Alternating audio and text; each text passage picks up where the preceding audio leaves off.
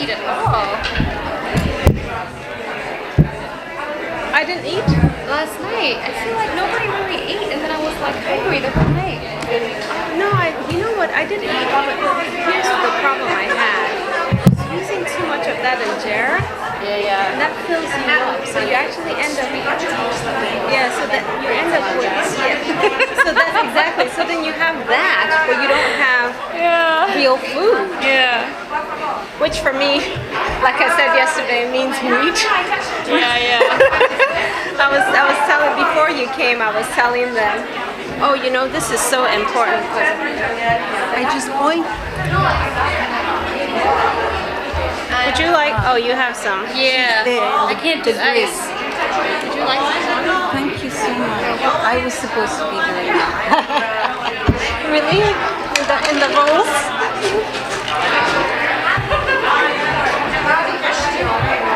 He goes at the end, so it's fun.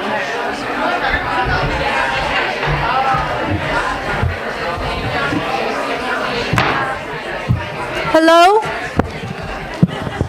We're going to start again on the afternoon panels. And so I would like to introduce the moderator for this third panel, I guess. And that's Savi Bisnath, who's the Associate Director for the Center for Women's Global Leadership. You can tell I'm tired.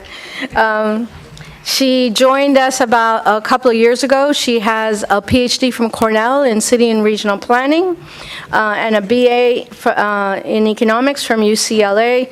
She's had many years of experience working in the UN, in the funding world, and in women's organizations. We're very lucky to have her here at Rutgers, and I will hand it over to Savi Bisnath. Thank you. Thank you, Radhika, and welcome back, everyone. Hope you enjoyed your lunch. This panel will focus on issues related to poverty and inequality, and one of our panel members is missing in action. So what I'll do is begin with our first speaker. I'll introduce each speaker before they speak. I'd like you to join me in welcoming Bhumika Mushala. Bhumika works for the Third World Network on issues related to financialization, international financial institutions, and all things related to economic policy making. Bhumika today will speak to us on financialization, austerity, and inequality as systemic obstacles to the realization of economic and social rights. Thank you, Savi. Is this working? Sort of. Okay. Yeah. So, thank you to the Center for Women's Global Leadership and Radhika in particular for inviting me to this absolutely wonderful symposium. I am learning so much and meeting wonderful people. So I'm going to be talking about financialization and austerity in particular, and I'm going to explain what financialization means as well in just a second. But I want to preface with saying that there are very well-designed and well-orchestrated, deeply embedded technical systems that underpin poverty and inequality, that drive poverty and inequality on a systemic level. By this I mean that there are ways in which the systems in place create, maintain, and perpetuate many of the things that we've heard about today, from patriarchy to racism to inequalities and marginalization, and the asymmetry and imbalance of North and South. Now, we're in a context today where we're seeing multiple intersecting and interdependent crises, right? We're seeing a crisis of finance and economy kicked off by 2007. We're seeing that of climate change and the environment, which many of us know about, with natural resources depleting, climate change on the horizon. Oh, is this working? Okay. And we're also very particularly seeing a crisis of food security. Basic food staples and commodities have become the newest grounds for financial gambling in the international markets. These global crises are underpinned by a crisis of governance. There are international institutions such as the World Bank, the International Monetary Fund, the World Trade Organization, global bodies such as the G20 and G8. There are abstract banking supervision bodies such as the Bank for International Settlements based in Switzerland. And there is the OECD and the Paris Club, which is the club of the richest 8 countries, the US and Europe. Why does this matter for human rights? The basic economic and social and cultural rights of people around the world are structurally impacted by the current international financial and macroeconomic architecture. We can think of this architecture, when I say architecture, you can imagine a constellation of systems. Like, for example, like imagine a picture of planetarium, stars and orbits. You've got, one constellation of stars here, one there, but they all work in cohesion with each other. And they perpetuate economic and social injustice together. So when we're looking at the impacts of financialization austerity, many voices are raising red alarms these days, such as a lost decade for the world economy that risks development gains that have been made over the last 10 years or even more, and throws into question the ability of governments to tackle the most urgent challenges of our age. So what is financialization? It's essentially an explosion in derivatives trading and speculative financial markets. What this means, derivatives, first of all, are financial instruments that are traded in the markets. Their prices are derived from the value of other financial instruments. So you can have financial prices of stocks and bonds and commodities, currencies, interest rates. And then they make a price based on that, which involves hedging against risk. So when we say speculation, we mean that more and more of the financial activity happening around the world is based on essentially an act of gambling, an act of guessing on the price. Today, the derivatives trading globally has a size of $648 trillion. This was the figure most recently in December 2012, which is actually a decrease from before the financial crisis. Again, that's $648 trillion. The currency market alone is reported to trade $4.7 trillion a day, which is the biggest in the financial system, and as critics have pointed out, a market that embodies all the hallmarks of a casino. What we're looking at today is a financial economy that's over 60 times bigger than the real economy. So this economy where investors around the world, firms, banks, are gambling, literally gambling, trading financial instruments, betting on the price of currencies, betting on the prices of food, betting on the prices of stocks, is more than 60 times bigger than the real economy. When we say real economy, what do we mean? The real economy of production, direct investments, jobs, wages, things you can touch, real people, the world as we see it physically. But there's a bubble world over it, which is vastly larger. Now, why does this matter, right? Why does this matter? Because the financial economy has created its own bubble, which is disconnected. If it was actually connected to the real economy, in basic development economics theory, we would see that the financial economy is the servant of the real economy, that it serves the needs of production, investments, jobs, and wages, in that it provides capital, it provides investments. But we're seeing the opposite today. We're seeing a complete disconnection, where because of this disconnection, you have all sorts of dangerous developments. The volatility, the way the prices move up and down of currencies and food and commodities like oil. You have panic exits of capital. You have money that leaves developing countries overnight, because of a certain drop in the bond price or their interest rates.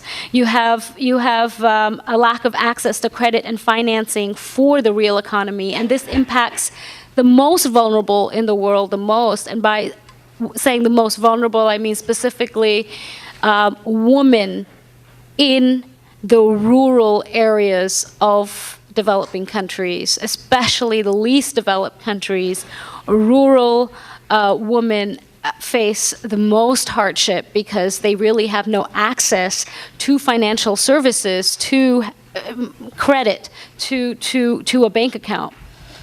So this huge mushrooming of the financial economy is a new thing. It's really taken place over the last several decades. It didn't exist in the 1970s. In the 1980s, it was barely starting. It's about 20 to 25 years old, and that's why it's such a phenomenon. And in this rise of the financial economy, we've seen recurrent crises happening. If we look back at just 1997-98, we see the Asian financial crisis, 2001, crises in Brazil and Argentina and Russia, and there's been, recurrent crises. People say it's a boom-bust global economy due to financialization. But it's based on a structural shift from the real economy of jobs, wages, income, production, factories, to the financial economy, right? Just as we saw a shift from manufacturing to services, this is a shift on a different level, because services you can at least touch and see the real people to some degree. This financial economy is not even about real people. It's not even about real money. It's bubbles upon bubbles, and we saw the impacts of it clearly in 2007. One of the most worrying parts of this bubble world we now find ourselves in is with regard to the food crisis. Food is one of the essential human rights. The ability to access food. It's an economic right, it's a social right, it's one of the indivisible human rights. And what we have today is food protests that have erupted all over the world, from Algeria, Bangladesh, Egypt, India, Iraq, Jordan, Mozambique, Morocco, Nigeria, Senegal, Syria, Tunisia, Uganda, Yemen, and these are just a few countries. Why is there why has there been this spike in food protests? Well, companies like Monsanto, like big agricultural industrial firms, have existed for a long time. These protests have happened in the last couple of years specifically. So if we look at just the last couple of years, what's happened to food? Food prices have increased by 200% in countries like Zimbabwe. The price of maize, a food staple. When the price of a food staple goes up 200% over the course of a couple of days, there's going to be food riots. One of the reasons this has been happening is something called food futures. So the derivative that I explained a while ago, there are derivatives that are based on food prices, and financial markets actually trade basic food staples such as maize, such as soy, such as cocoa, such as rice, such as potatoes. In countries like India, for example, even onions, potatoes, and tomatoes are traded financially. So when food futures are based on price estimates that are not consistent with the actual agricultural market for the food, you have massive food price increases that don't match up with the actual agricultural reality of that food. So this is one of the ways in which you can really connect financialization to human rights.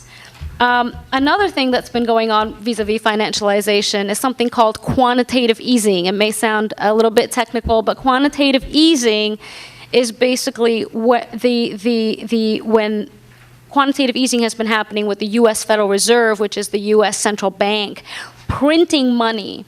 It prints money, and then it sends it off into equity and bond markets, or the financial markets of developing countries, right? The Federal Reserve has been saying for the most part that we're printing money to help stimulate the economy. But unfortunately, the documents, the data shows that most of the money the Federal Reserve has been printing, which is exactly the tune of $85 billion every month, that money is primarily going into developing country economies. Now, why is it going to developing countries? because in the last couple of years, the interest rates of developed countries such as the US and the Eurozone countries have been at record historical lows. So there's no profits to be made in the US and Europe. So that's why it goes to developing countries, because the stocks and the commodities of developing countries are making the global financial investors a lot of money. So what happened recently is that the Federal Reserve Chairman said that the Federal Reserve would be tapering off this $85 billion a month of printing the US dollar printing. As soon as he said that, literally as soon as he said that, within hours, there was a chain reaction globally. There was a chain reaction globally where the US interest rates started going up, and the money that was flowing into developing countries started flooding out. So countries such as India saw its rupee, its national currency, fall from 56 to 68 to the US dollar, literally overnight. Indonesia saw its rupiah fall from 9,500 to 11,000, literally overnight. When these national currencies fall in value, within a couple of nights, within a couple of days, you have massive impacts on the local economy. The local economy goes in a downward spiral tailspin.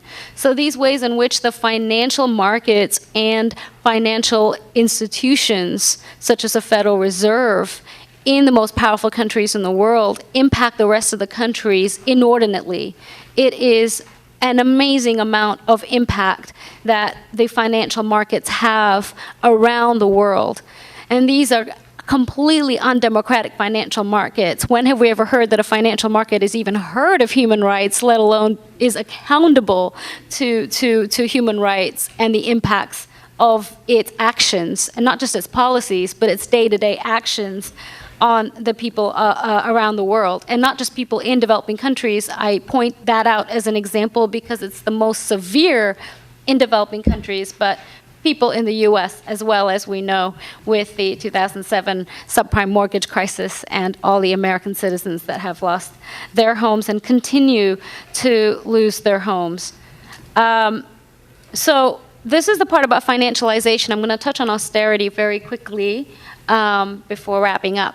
So this was one part of my presentation which I wanted to look at financialization and financial markets, but intimately connected to financialization is austerity policies. By austerity policies, we basically see what's happening around the world today. In fact, we say it's an age of austerity, where we have a recent report that looks at 181 countries. And the report concludes by saying that austerity policies, in terms of budget cuts, in terms of the shrinking of money that circulates in the economy, in terms of subsidies that are given out, especially for social safety social safety net programs, and in particular in terms of social security, like pension funds, and the social security and health systems here. So in terms of what we're seeing in these austerity policies, which is basically an aggressive and vicious cutback of social spending for development, we are looking at figures such as, in 2013, austerity policies will impact 5.8 billion people, or 80% of the global population.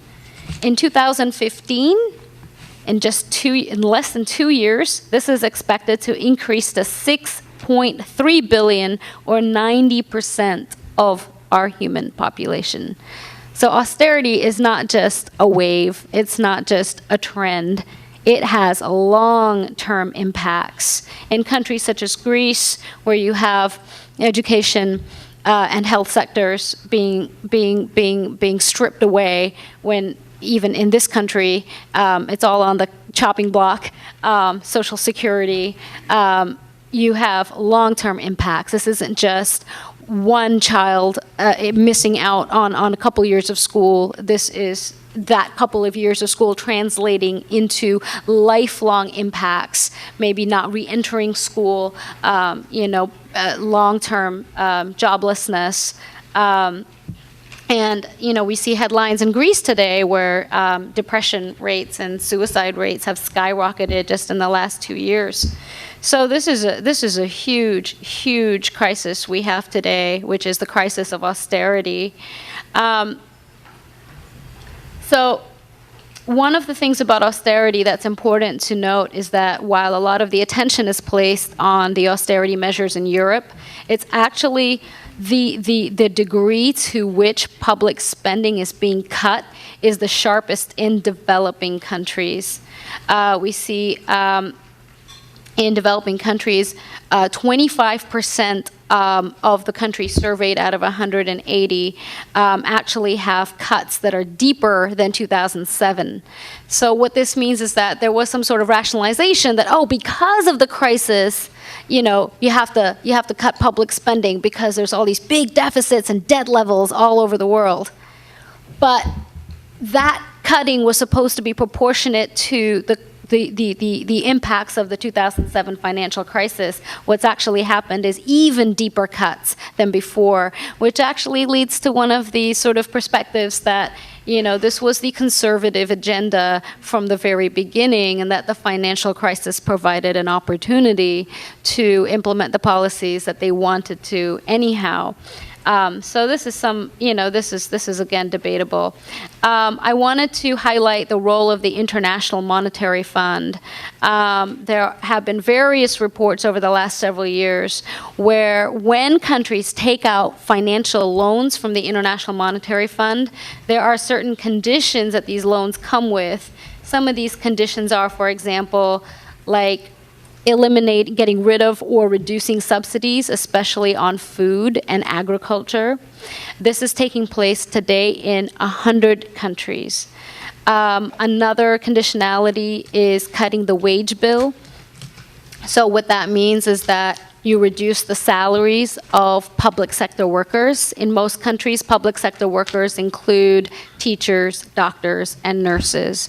So the essential social sectors, the core social fabric, education and health, are debilitated, are crippled. This is happening in 98 countries where the education and health employees are having their salaries cut.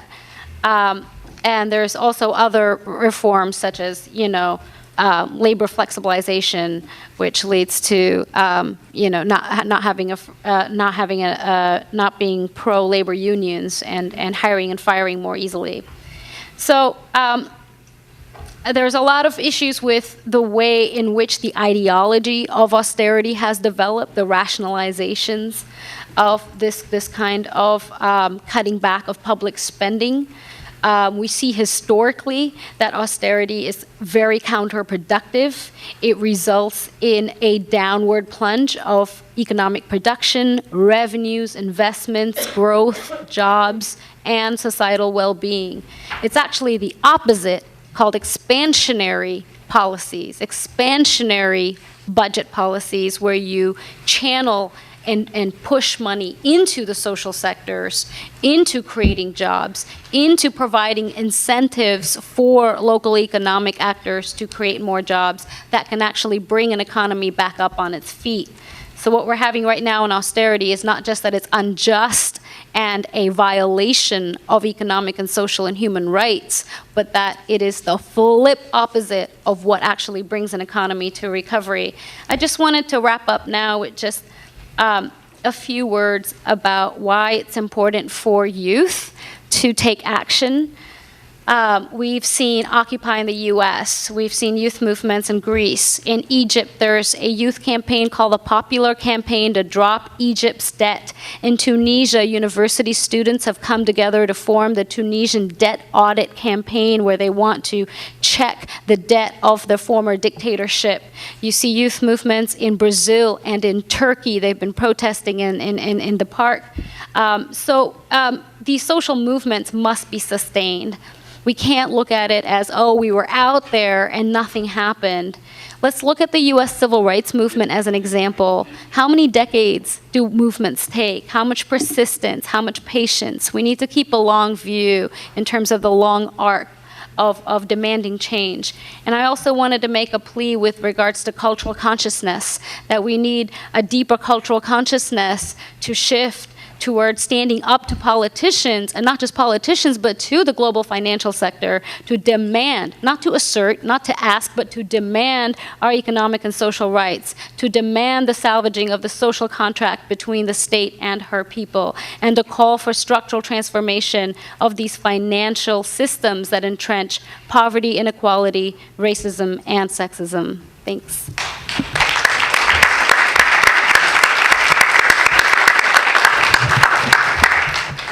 Thank you, Bhumika, for sharing with us information on financialization, including its architecture, as well as the effects in terms of the austerity measures which governments are instituting and have instituted, and what that means for human rights already gained, specifically with relation to social protection measures, access to water, healthcare, education, and the challenges that that leaves us in terms of moving forward. I'd like now to introduce Ajim DK. Ajim is the Executive Director of the U.S. Human Rights Network, and she will speak with us today about the human rights movements and the need for human rights movements in the U.S. to address issues of poverty and inequality. Ajim. Thank you, Savi. Can people hear me? Yes? Okay. All right. Good afternoon. Good afternoon. Good afternoon. I'm just trying to wake you up.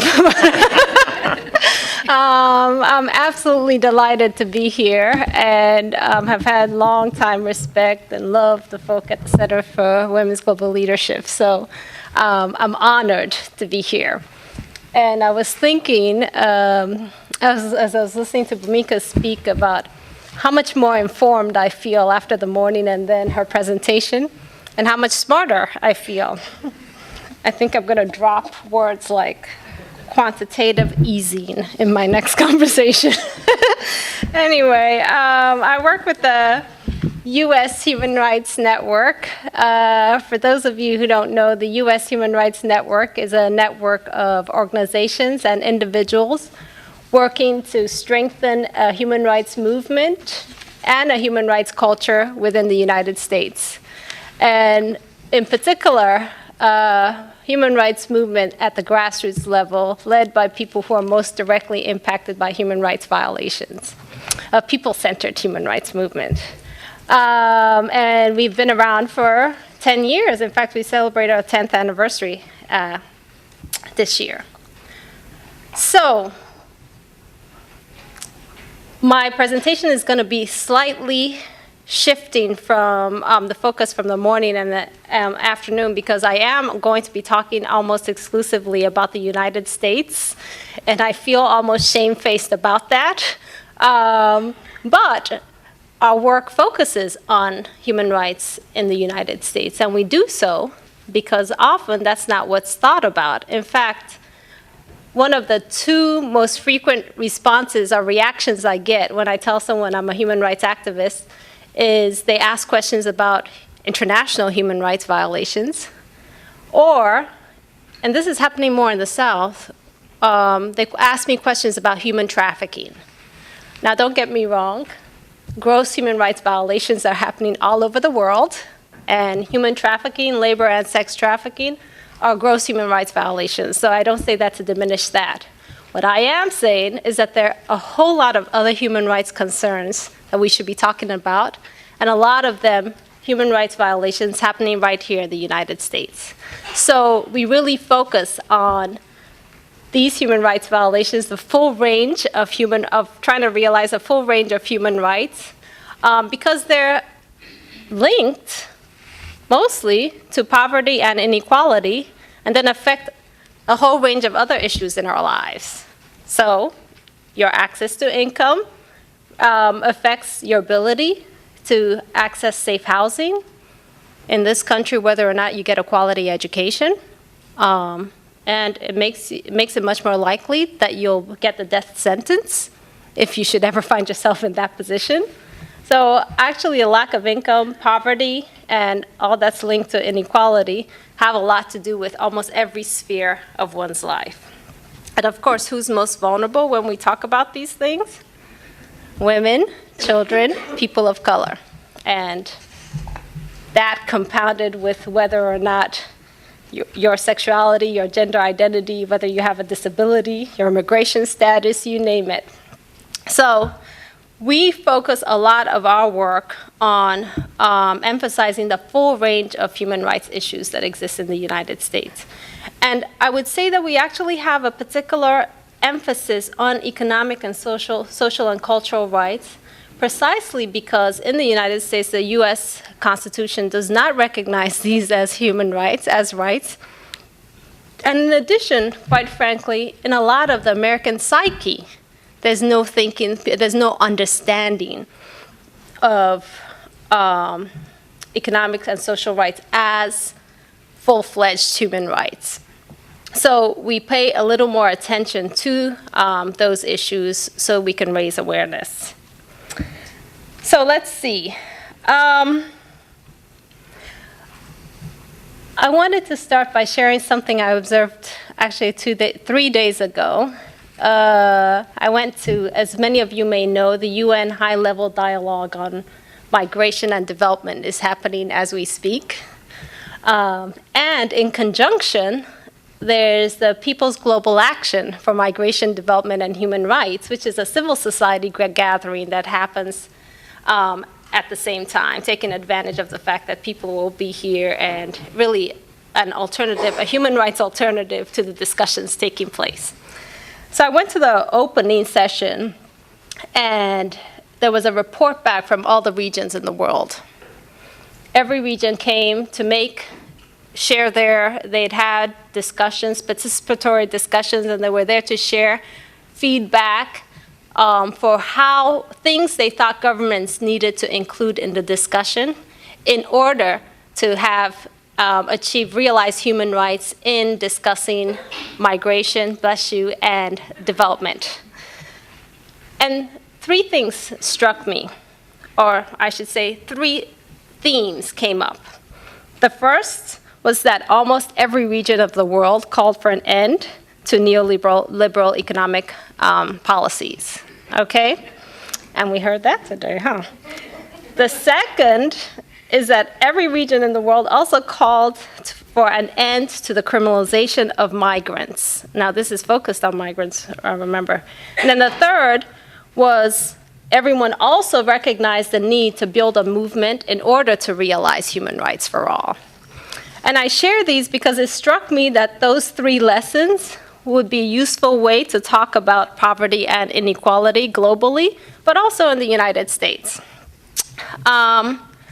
So I wanted to focus my conversation or my comments around those 3 themes. I'll start off by saying that there are about 46 million people in the United States living in poverty, most of them women and children. And that's a very conservative number because the way we define poverty is actually not poverty in real life.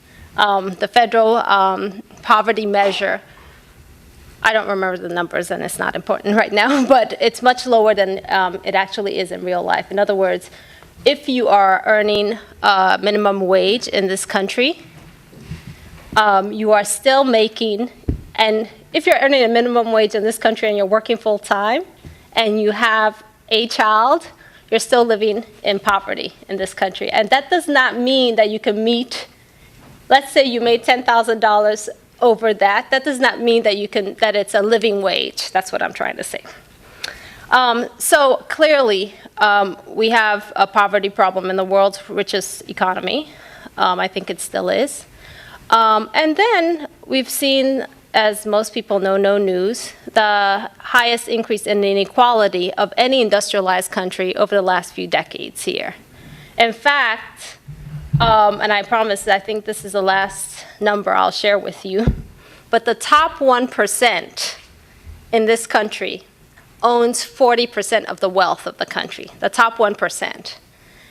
But that's not as mind-boggling to me as the fact that the bottom 80% of this country owns just 7% of the wealth. 80% of this country owns just 7% of the wealth in the country. This is what we're dealing with. And someone talked about stocks or mutual funds or something earlier in the day. And I thought to myself, you know, we talk about wealth and owning wealth a lot in terms of who owns stock or who doesn't. The truth is that 1% owns 50% of the stocks and bonds in this country, right? The rest of us, I think, what is the number? Actually, yes, 50% of people in this country own less than 1% of the stocks in the country, and that probably includes many of us in this room. So 0.5% of all the stocks, mutual bonds, mutual funds bonds owned are owned by 50% of the country. Which probably explains why nobody really understands what's going on in the financial market. In any case, the thing is that poverty has been exacerbated by the shift that Bhumika talked about from a real economy to a financial economy, and by neoliberal economic policies. And what are we talking about? It's things we hear in the news every day. It's this idea that the market rules, that the free market rules, and that all problems can be solved if you leave the market, the private sector, to do its thing, if you leave businesses who are in the business to make a profit, to provide public goods. And that's a prevailing idea we have. And so what goes along with that? That we should not regulate them. We should leave the market to be as free as it can be of regulation so that it can flourish. The idea of privatization, that private companies are better suited to provide public services, and hence we see that in the shift, like things like education, the move, even to charter schools and to online education services. Vouchers. Okay, you're making me nervous when you move. I don't know. am I up? You're fine. Wonderful. The public housing is also being privatized. So we see that shift in so many different sectors. In Detroit, almost everything, every public service and good has been privatized, even the delivery of water. So that's another aspect of neoliberal economic policies. And I'm explaining these things because I needed the explanation. I needed the breakdown myself to fully understand what we're talking about. But I think the most harmful part of it is also this associated idea that we should cut public services. Because it's this idea that it's really a way to destroy the concept of the public good, of collective rights, that we can all pull ourselves up by our bootstraps as individuals. It's individual responsibility. And if you're not doing well in society, it's because you've done something wrong. And almost every conversation in the United States that we've talked about that has to do with cutting public services, the underlying idea is that the people who are generally receiving public services are undeserving. And while it's not said out loud, we really were generally thinking about people of color and women. People who, as the story goes, are not working hard enough for what they get. So I just want to make that connection also, that with poverty, we're talking a lot about race and gender as well. So that's the first thing, this rise of this dominance of neoliberal economic policies, which has exacerbated poverty and inequality over the last few decades. And then the state's response to rising poverty has been to criminalize it. So we see that in a number of different areas, including with migrants, which is why it came up, where you criminalize practically the very existence of immigrants who don't happen to have the right documents. Increasingly around the country, we see policies that criminalize poverty in different ways, that criminalize the homeless. They criminalize panhandling. There was a story about I just saw a video of a homeless guy, who kept getting tickets for panhandling, and the only way he could get the money to pay for them is to panhandle. So, I mean, but it's in New York City, you can be arrested for sleeping in a park. Guess who gets targeted for sleeping in a park? So we're criminalizing the fact that people are homeless instead of really thinking through root causes and providing services for people who really need them. So that's the second thing when it comes to our response. And then, of course, the third response, which really is always exciting to me, is this real recognition that we need to build a movement to realize human rights. And it was talked about earlier today. The truth is, we do have a human rights movement in the United States. We've had one, and it's growing. Like I said, the U.S. Human Rights Network is 10 years old. The network itself was created by activists in the United States doing domestic human rights work, primarily feminists of color, I might add, some of them in this room.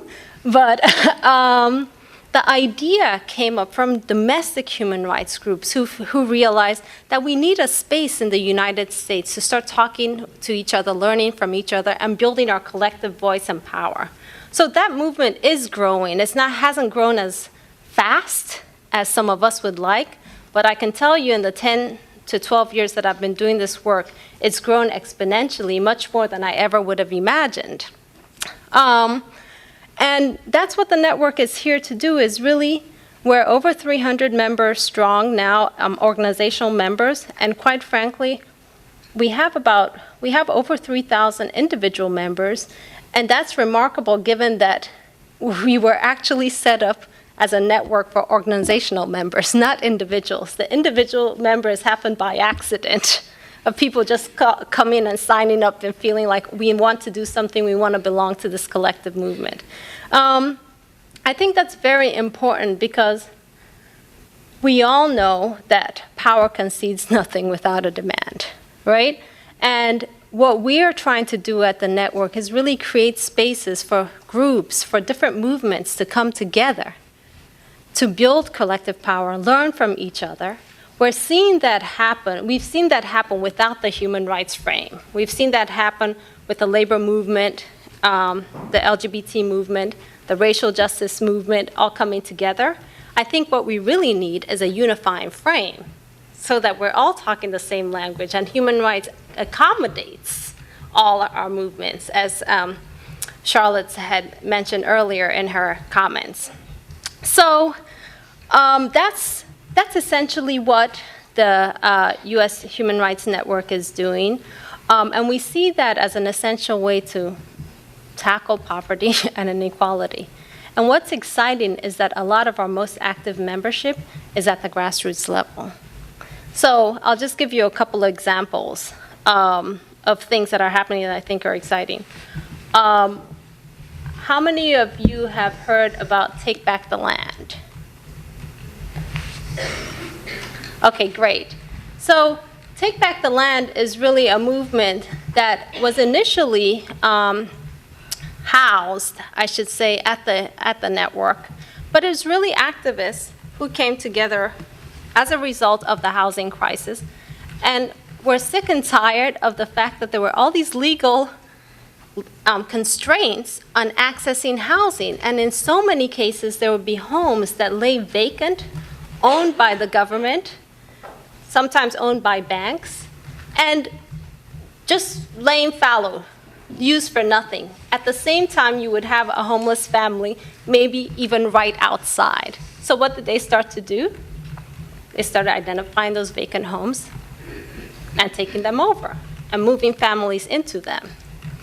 And so what it forced is this question, and I think this is an important question when you think about human rights in this country.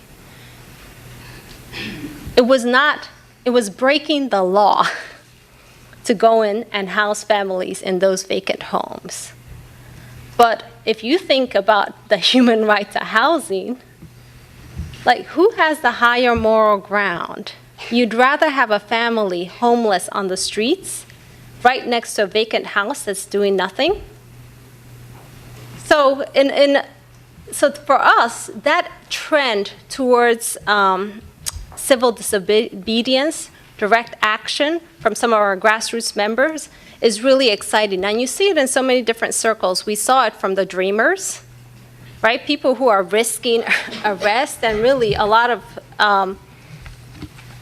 in their future by taking a human rights stance. And we've seen it also more recently in what started in North Carolina called the Moral Mondays, where every Monday people would go up to the State House and acts of civil disobedience to protest a whole host of conservative laws that, in this case, the Republicans were trying to pass. I think that what we need to do as a network and as a collective movement is to support these kinds of actions where they happen. They happen at the grassroots. Increasingly, they're not happening. They're not led by any one organization. They're led by individual community leaders. So we need to find ways to support them so that we can build our collective voice and power. And I guess the last thing I would say in that respect is that young people have been the ones that showed the way in this new new resurgence of civil disobedience. Quite frankly, a lot of that started to gain a lot of popular attention after Occupy. It didn't start with Occupy, don't get me wrong, but it started to gain a lot more popularity after Occupy. And I think that one of the things that we need to see more of in this country is really the excitement, the energy, the infusion of creativity that comes when youth are leading movements. So I'm really hoping that we see more of that moving forward. And my last self-serving statement will be that one way you can do it is to join the U.S. Human Rights Network. I thank you.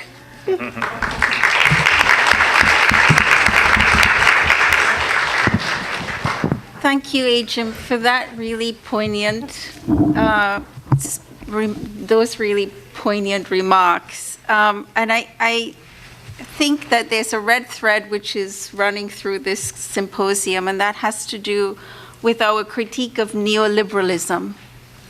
And our pointing out that neoliberal policies have not been working for the majority of the world's people, including the majority of Americans. And the profound need to really rethink what we mean by growth and what policies are best for economic growth, and what policies are best not for economic growth in and of itself, but economic growth as it will promote the realization of human rights. Because after all, what's the point of growth if people are not able to access water, healthcare, education, etc.? I also thought it was very interesting in your presentation linking the ways in which we talk about the people who are not deserving, the narratives around those who are deserving and not deserving, and the ways in which the state will then act with generosity towards some and not others.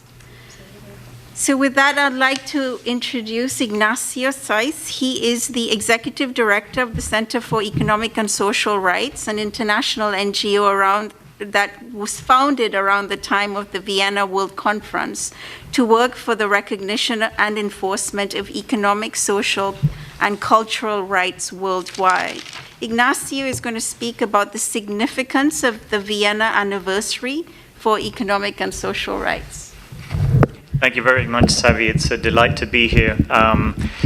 As you say, we're celebrating a double anniversary. We're marking the 20th anniversary of the Vienna World Conference, which was so important for economic, social, and cultural rights, but we're also marking our 20th birthday.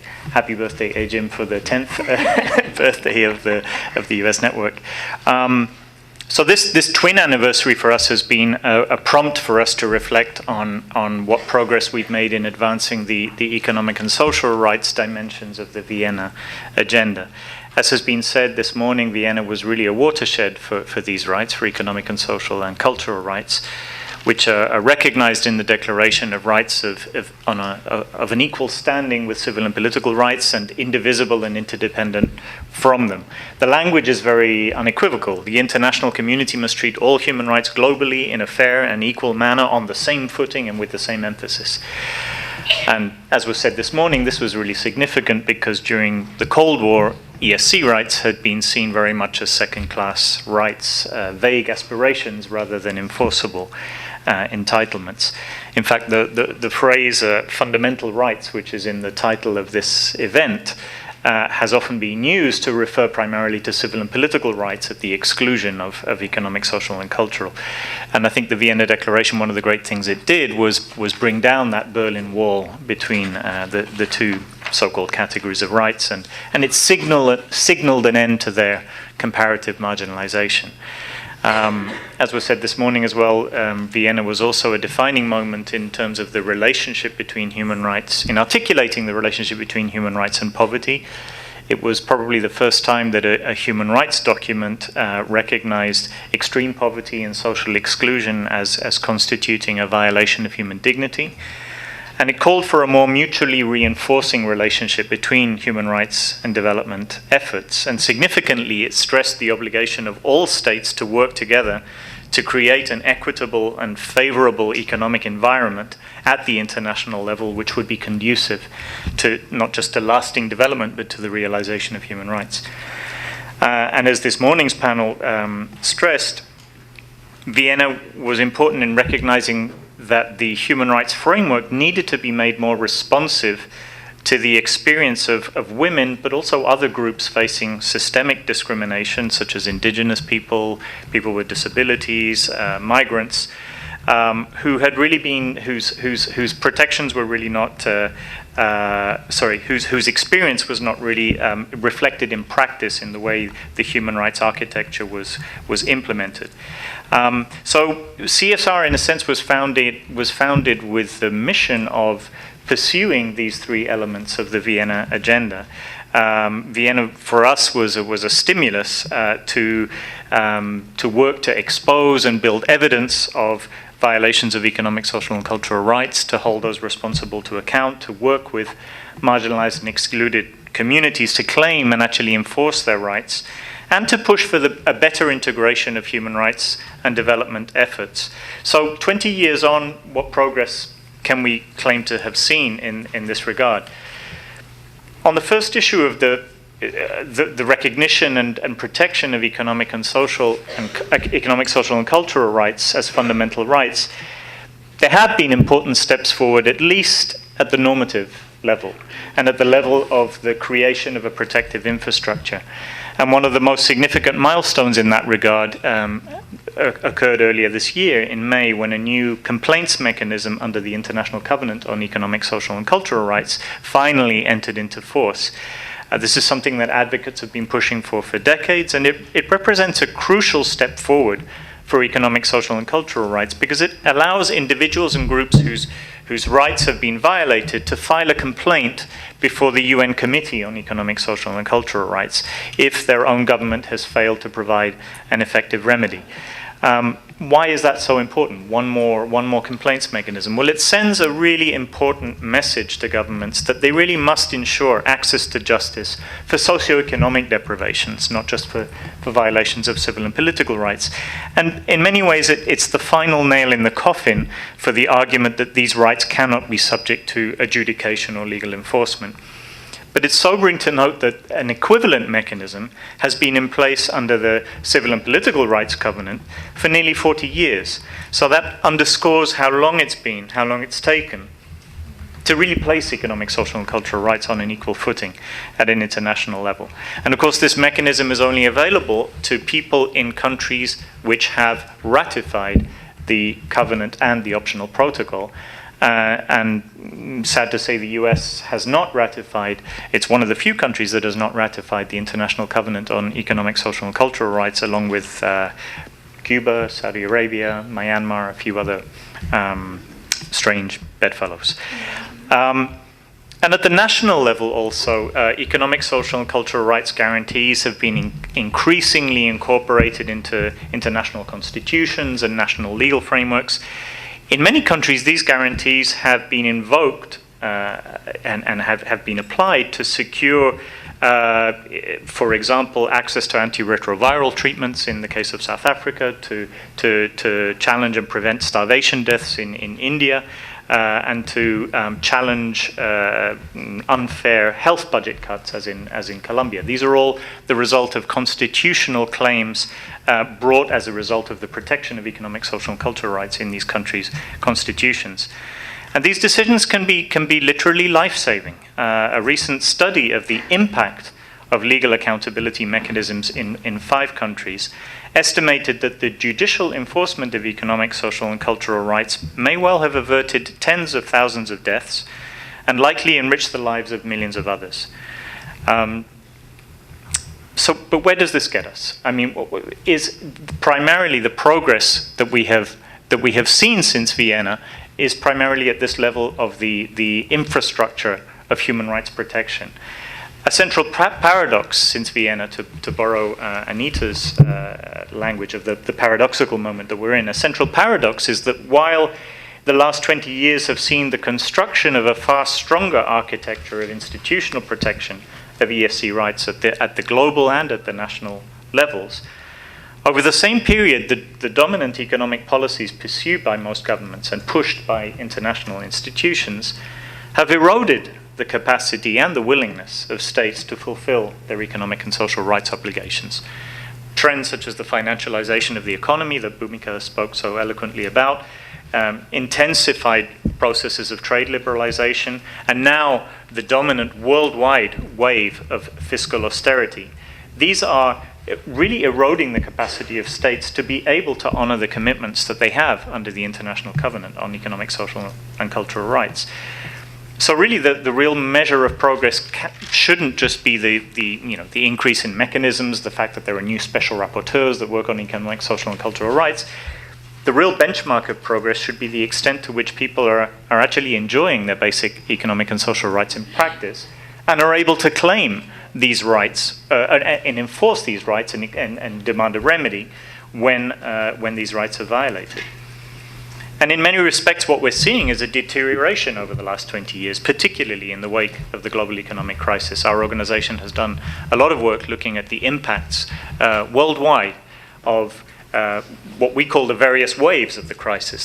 First of all, the immediate impact on escalating unemployment, on school dropouts, more limited access to health of the first wave of the financial crisis, but more recently looking at the impacts of fiscal austerity measures. The prevailing dogma of austerity has given renewed force, as I think Bhumika said, to efforts to replace a socially protective state with the notion of market-led social service provision. And it's clear, the fact that the fiscal austerity dogma is being applied even in situations which are not facing, in countries which are not facing the acute problems of balancing fiscal deficits, as in Southern Europe, shows that there's an ideological drive behind it. It's giving renewed impetus to an agenda, the so-called Washington Consensus agenda that we thought we thought we'd moved on, while the window of opportunity, while the crisis created a window of opportunity to challenge the dominant school of neoclassical economic thought, this thinking still retains, I believe, retains an even stronger grip now on many governments and key institutions of economic governance. So the key challenge now is how to use this consolidated infrastructure of institutional protection of economic, social, and cultural rights to really challenge some of these policies that are driving poverty and deprivation. How to make human rights principles really become guiders and shapers of areas of policy which are currently rights-free zones, macroeconomic policy, fiscal policy. And this is a central challenge that we've been dealing with. In Spain, for example, one of the countries most affected in Southern Europe by the austerity dogma, we felt that legal avenues were closed to us to be able to challenge some of the very harmful impacts, such as the decision to, as a result of budgetary cutbacks, to deny undocumented migrants access to basic health care, even in emergency situations. The legal avenues are reduced by the fact that the Spanish Constitution, for example, relegates to second category status economic and social and cultural rights, with only one exception, the right to education, being justiciable. And so we have had to have recourse to international bodies such as the UN Committee on Economic, Social and Cultural Rights, which was reviewing Spain's record last year, together with a coalition of organizations, of 20 organizations and social movements in Spain. We built the evidence of the human rights impact of austerity measures in Spain. I think we built it very convincingly. I'm sorry. I was saying how, together with a coalition of 20 organizations and social movements in Spain, we attempted to build evidence in a shadow report of the human rights impacts of austerity measures. We took this to the Committee on Economic, Social and Cultural Rights, which issued a very strong recommendation to Spain and pronouncement to all states on the issue of non-retrogression, the principle that there can be no deliberate backsliding in economic, social and cultural rights, and that all the maximum of available resources must be generated and deployed to prevent any such backsliding. But where has this got us? I mean, we felt it was a compelling victory, but we've taken it back home, and decision makers are, simply not interested in what a Geneva-based human rights expert body has to say.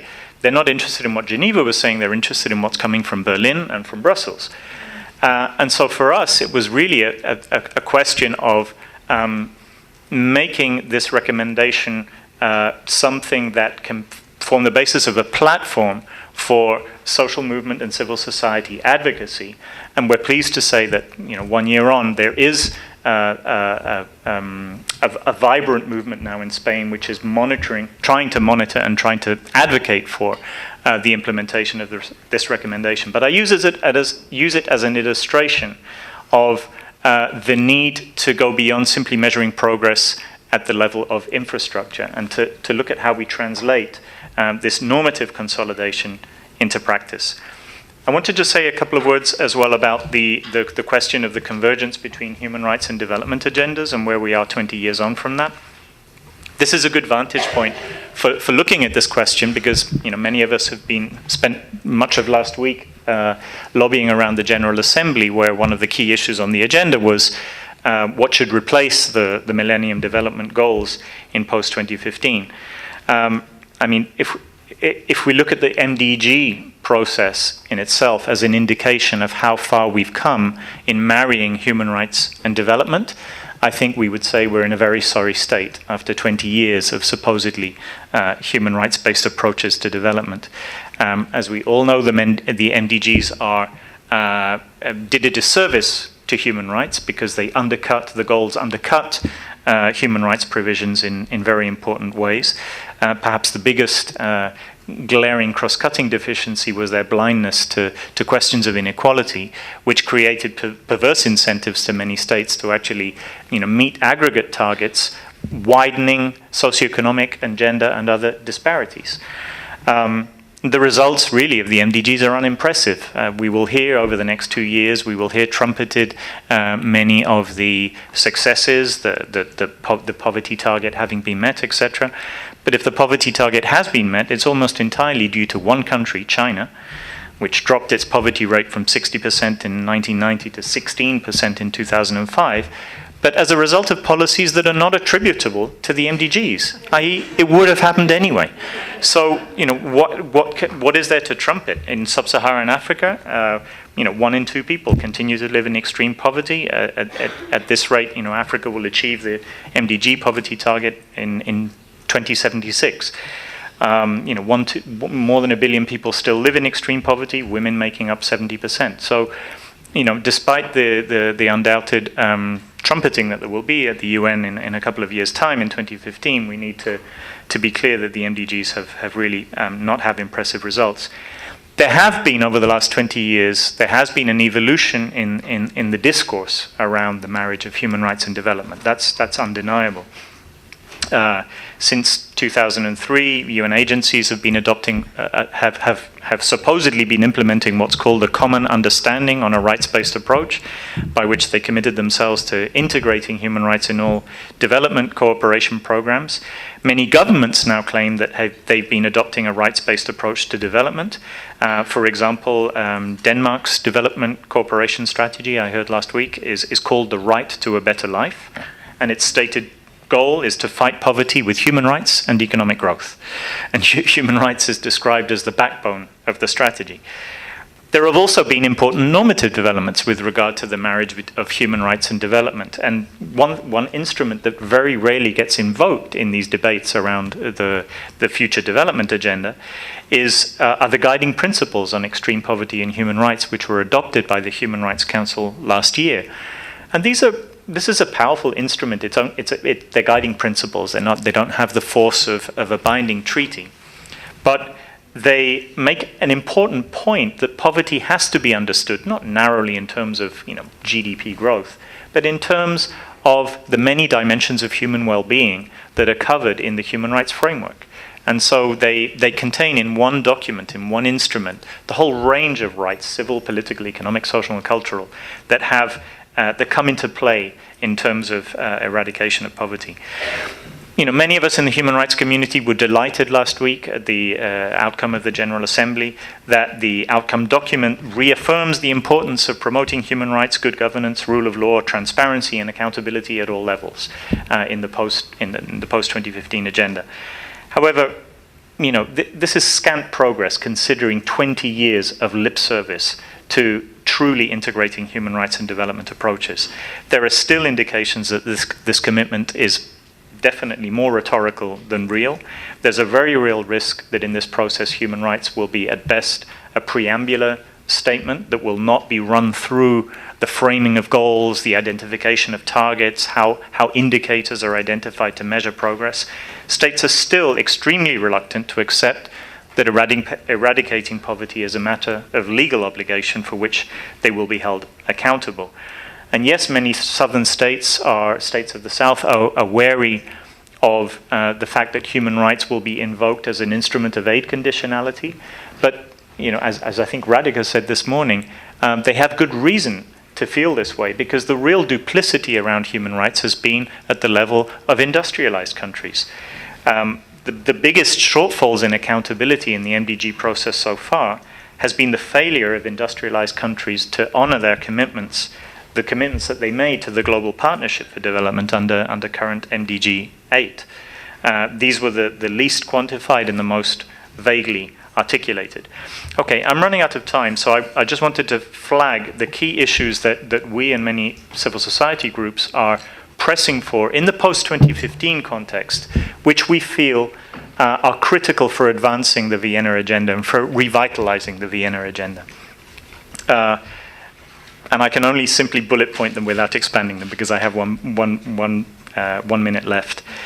The post-2015 context is an opportunity, for the reason I've just said, to push for more effective ways of holding governments to their extraterritorial obligations. This was a concept Radhika mentioned this morning. Basically, it means duties to respect, protect, and help fulfill rights beyond borders. There's now a robust framework, at least in legal scholarship and advocacy, which is beginning to be applied by certain international human rights bodies in the sphere of development obligations, but this is very politically contested.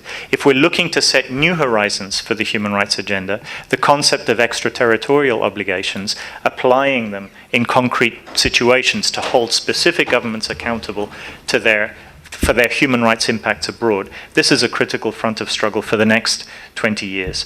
And similarly, reinforcing, as has been said amply by others, strengthening mechanisms for corporate accountability is also vital. We are very concerned about the hijacking. I think it was Charlotte talked about the accusation of hijacking of Vienna by the women's rights movement. A real hijacking is taking place of the post-2015 agenda by powerful corporate interests. And this hijacking hijacking is perhaps much more sophisticated than the hijacking that you were referring to before, because it's actually co-opting the language. It comes with a very slick discourse, and this is something that we must really guard against. I haven't had time here to talk about the how the inequality agenda in particular can be taken forward. But my one point there was to reinforce a point that has been made by several speakers around the need for this development agenda to include income inequality and the reduction of income inequality as a set of firm commitments, not just in this country where concentration of wealth is at its greatest since the Great Depression, but the figure that you gave, Ajim, for the US replicates globally 0.6%. The top 0.6% of the global adult population controls just under 40%, 39.6% of the wealth, and the trend has widened. That's the most severe indictment of our inability to make economic, social, and cultural rights real, and to really integrate human rights and development practice. And therefore, this must be seized as an opportunity to redress income inequality. Thank you.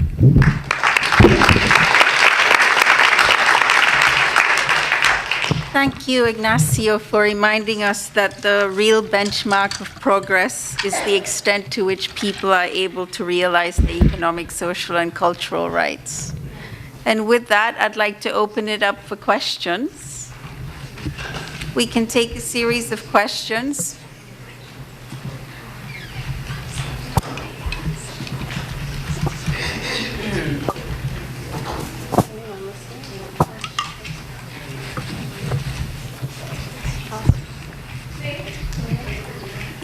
If you can, we've got microphones at the back, so if you can, but we'll have Rosa. Is it on? Yes. Okay. Thank you. Rosa Lizardi with the Feminist Task Force. And first of all, thank you very much for the presentations, not only these, but earlier. I think it's been a very valuable engagement, especially in light of what's been happening across the big river, the Hudson, over at the UN around development and migration, and also around the post-2015 dialogue. And I think what I'm taking away from this right now is the fact that, we are struggling to ensure that within the post-2015 development agenda, human rights is at its core. And there's very little reference to Vienna plus 20. Aside from us being here, we're not really hearing it across the river.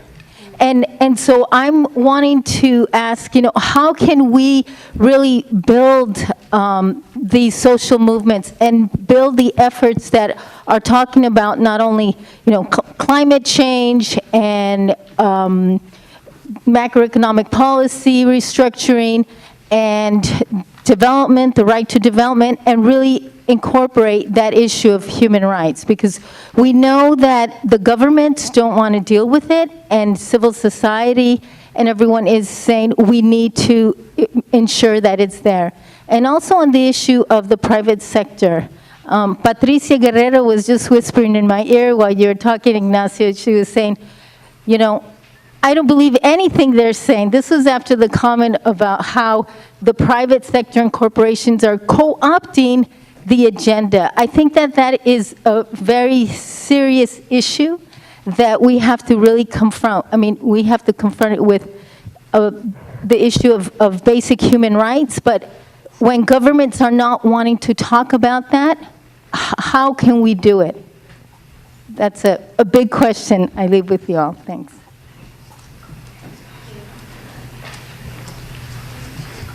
Okay.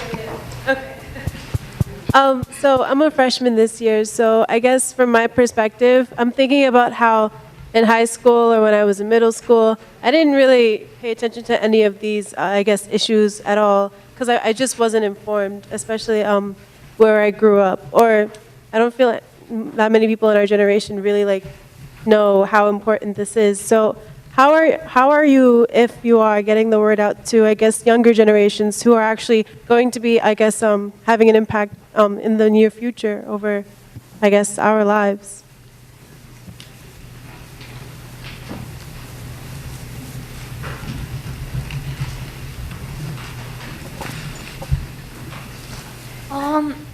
When I first heard of the seminar, I could completely relate to Vienna because a lot of the times we see that there's a lot of political corruption going on internationally. Like from where I personally related was from India, in Delhi, 1984 riots.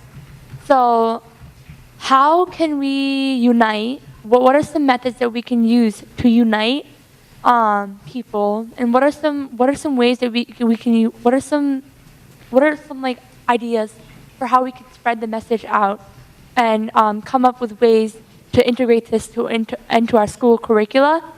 Because I think it's important that this is integrated into our school curriculum, the human rights, because these are real people that are being affected by injustices of the human government, and as citizens of the United States, I feel that it is our duty to come up with ways to help others and integrate these human rights. So what can we do to make college students more informed about this and to create more social movements so that people can fight the slick government agenda, the slick corporate, the way their cunningness and their guileness? Buenas tardes. Marta Benavides, El Salvador, and we are with the Global Call to Action Against Poverty.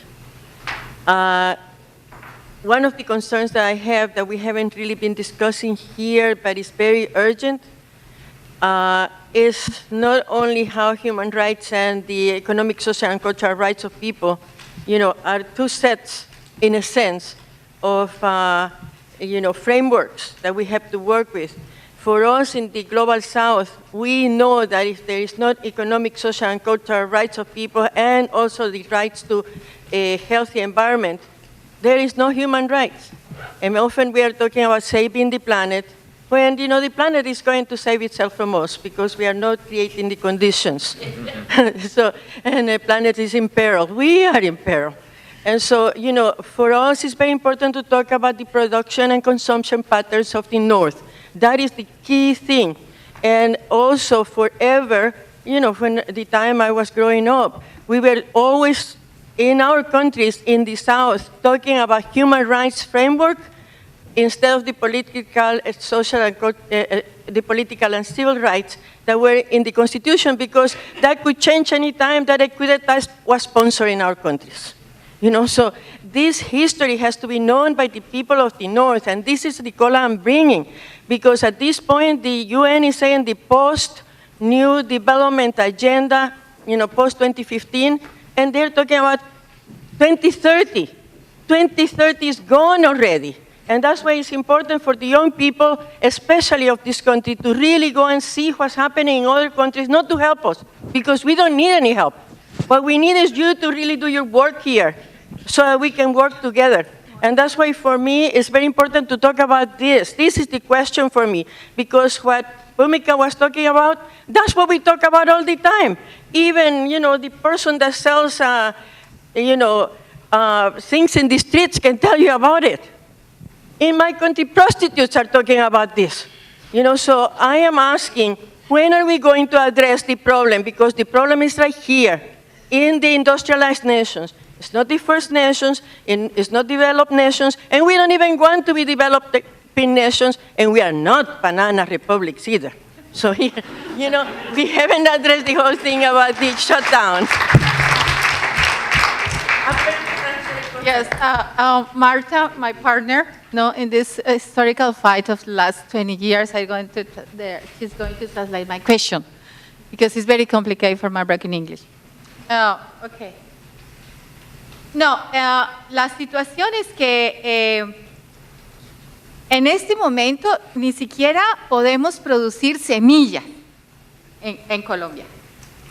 She's talking from Colombia. She's saying, at this moment, the critical thing is that we cannot even have our own seeds.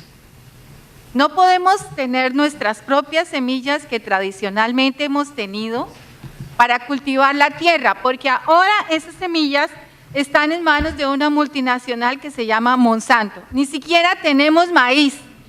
So the problem is that the traditional seeds that we have always had for our very basic staples, we cannot even produce them so that we can do our own growth and cultivation, because this is in the hands of a transnational corporation that is called Monsanto. Sí, entonces Monsanto también ha sido la multinacional que ha hecho las aspersiones aéreas para la fumigación de la guerra contra las drogas. And Monsanto is the one that is behind, providing whatever is needed to fumigate in our country, in Colombia, against the people because of the war on drugs. Entonces, lo único que crece a donde ha sido fumigado por Monsantos es lo que Monsantos tiene como sus propias semillas. So the only thing that really can grow in the areas that is being fumigated by Monsanto is the seeds that they can grow there. Y ustedes pueden mirar que ese proceso de fumigación, de despojo de tierra y de todo este proceso no es una cosa aislada. So we have to see that this whole process of, fumigation and taking the land is not an issue that is isolated from other issues. Los 6 millones de personas desplazadas en Colombia tienen que ver con este control multinacional de la tierra. So the 6 million people that are displaced inside of Colombia have to do with this taking over of the land, international taking over of the land. Y después inician un proceso donde van a reparar a las víctimas con centavos. La tierra que le quitaron, la reparación de sus vidas, las violaciones que sufrieron las mujeres, que han sido históricamente despojadas de la tierra, ahora la van a hacer con una ley de reparación mínima, limosna. So after all this land is taken away by it's an international global campaign in a sense. That is going to be resolved in Colombia supposedly by having a law that is going to pay cents to the people whose lands have been taken away after they have suffered displacement, murders, imprisonment, disappearances, and the impoverishment. And it's mostly the women who have lost the land.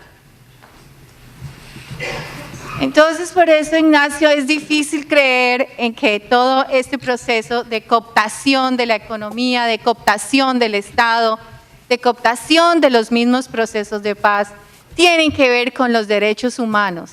No creo que tengan que ver con los derechos humanos, creo que tienen que ver con un despojo sistemático, organizado y militarista de la gente pobre, de la que tiene la tierra.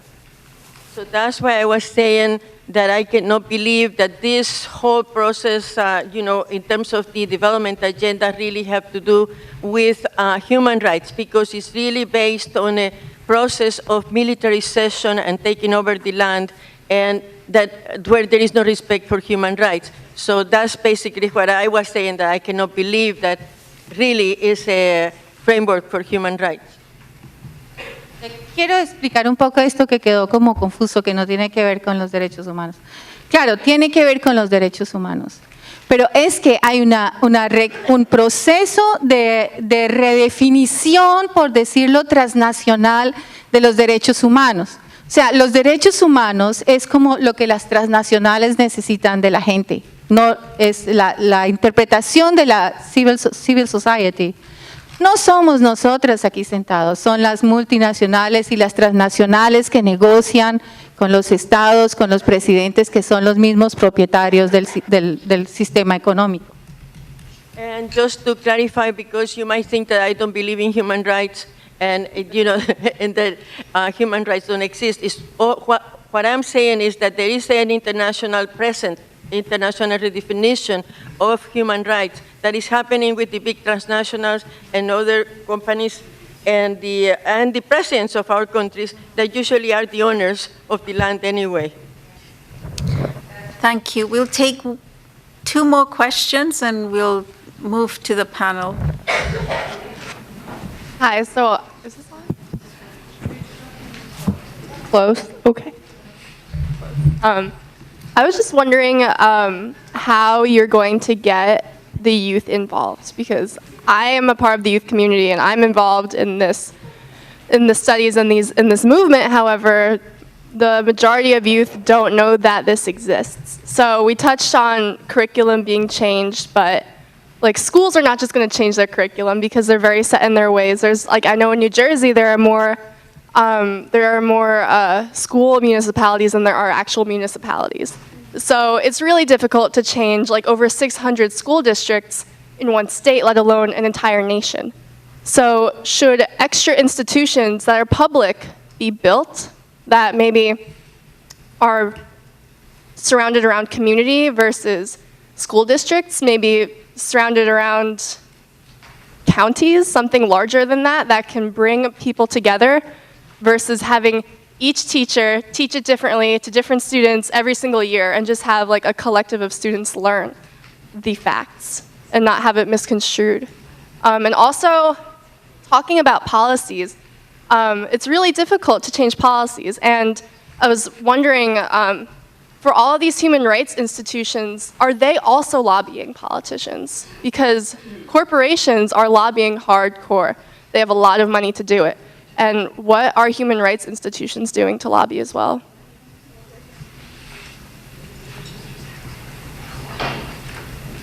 Hi, good afternoon. This question is for Bhumika. You mentioned the issue of food security, and I was wondering if you had any opinion on the recent legislation that was signed in India on the food security bill. So just wondering if you could expand on that, please. Thank you so much. Thank you for these questions. We are running over time. I think if we can take 5 minutes to answer these questions, which I know is not going to give you enough time to do justice to the questions, and then we move into the break to begin the next session at 3:15. Shall we begin with Bhumika and work our way down? Yes? Okay. Let's see. I'm going to try to select a few of the questions that I feel particularly attached to.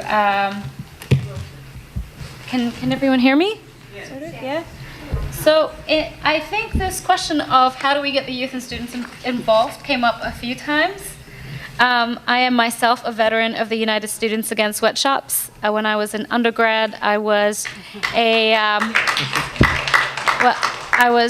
student labor activist. I went to the Seattle WTO protests. That's when I got involved, when I heard Vandana Shiva speak, when I heard Martin Kaur speak, who is now one of my mentors. So it's fantastic in the way that trajectories can develop this way just by getting involved. After I graduated undergrad, I became the national organizer for USAS nationally. And I grew up in Indonesia. I went back to Indonesia, did research in the sweatshop, in the export processing zones, came back to the U.S. universities and did campus tours. My experience was that campus tours are still profound in terms of making the endeavor to bring people from the South to different university campuses, but to also take an active leadership role yourself. I know USAS is still going strong. I still have friends. I'm on the board. I, am still active in the student labor activist movement. I still support it wholeheartedly, mostly through Facebook these days. But, this is a model. What I'm bringing up USAS because it was the largest student movement after Students for a Democratic Society in Berkeley in the Vietnam War movement era. And this was the largest student activist movement, 200 plus campuses when I was an undergrad, which was a long time, 15 years ago. So, now it's more. So, we can look at this model and try to replicate it. How does USES work? It works with chapters. They have annual conferences. Every year we met at a university. We brought together all the different chapters from all the different campuses. The model of USES can work for these more complex issues. You can start with student tuition. You can start with youth unemployment, which Huffington Post just 3 days ago wrote a headline article titled, "Youth Unemployment is the Next Big World Crisis." It's a staggering number of youth around the world. In the US alone, the number of youth unemployment is increasing by 800,000, 600,000 every year. And this is a massive issue. As you guys know, student debt, student tuition, all of that. And I want to also highlight Occupy Strike Jubilee. Strike Jubilee is Occupy's specific campaign on student tuition and student debt. Second, I wanted to, I think the food security bill in India question I can answer privately to you. My organization is working very heavily on this with India's proposal in the World Trade Organization. Essentially, the quick story is that India made a very strong proposal in the World Trade Organization for a food security bill for developing countries. India is arguing that developing countries should be able to give temporary price support to farmers, meaning the farmers that are suffering the most, they should be able to buy the goods from the farmers at below market rates to help farmers out. The developed countries, especially the US, Canada, and the EU, the Juice Cans group, is looking at it as a subsidy. They're putting it in the subsidy box, saying this is not allowed under WTO rules because this food subsidy bill would be viewed as a subsidy. Meanwhile, let us be reminded that the United States and the European Union gives out vast amounts of subsidies for decades to its own farmers. So this is a profound example of the sheer hypocrisy that disempowers and impoverishes vast swaths of people in the global south. We cannot talk about a post-2015 development agenda, and I'm sorry to say we cannot talk about human rights without addressing these binding structural rules in the WTO, in the IMF, in the G20. And last, I just want to end with a private sector co-optation. We need to also look at the G20. The G20 has aggressively amplified its mandate. Its most recent communique with the Russian presidency, April 2013, states that the G20 is seeking to modify mandates of national and international development banks with the goal of promoting investment and directing focus primarily in infrastructure development, particularly through public-private partnerships. So let's look at the fact that this is the G20's wording in its communique.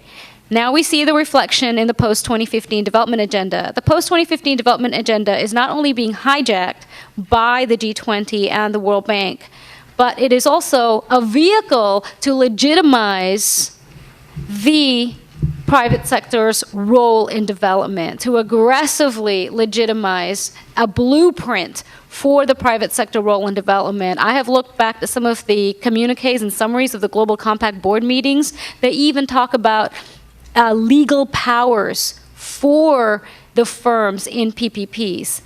Up so far, the PPPs are riddled with problems, especially in terms of debt, in terms of who pays the risk. If the project goes bust, the state usually pays for it.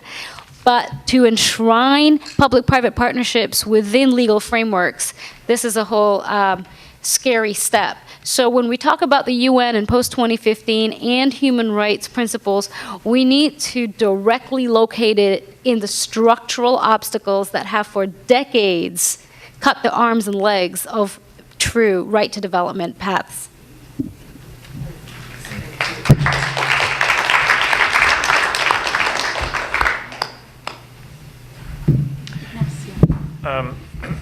On Rosa's question about how can we make the Vienna plus 20, how can we... Okay, I'm sorry. On Rosa's question about how can Vienna plus 20 be heard across the river, I mean, I feel a bit like Antonio Romero this morning, that the Vienna is not the Vienna Declaration, it's not about trumpeting it and making sure people, and citing it and making sure people cite it in the post-2015 agenda. I don't expect that. Vienna is more a prompt for introspection amongst those of us engaged, I think, in human rights and social justice, because it was a landmark, it was a watershed, and we're celebrating its anniversary. It's a bit like a birthday, you mark a birthday because it's useful for thinking about where to go in future. But I don't think of it as an instrument that needs to be continually cited. But what does need to be brought into these to ongoing struggles and debates is the spirit of Vienna and the key gains of Vienna. So the recognition that human beings are at the center of development, that the realization of human rights is the very purpose of development. That's a Vienna principle. The indivisibility principle. You can't have a set of development commitments that trade-off between one aspect of human dignity and another aspect of human dignity.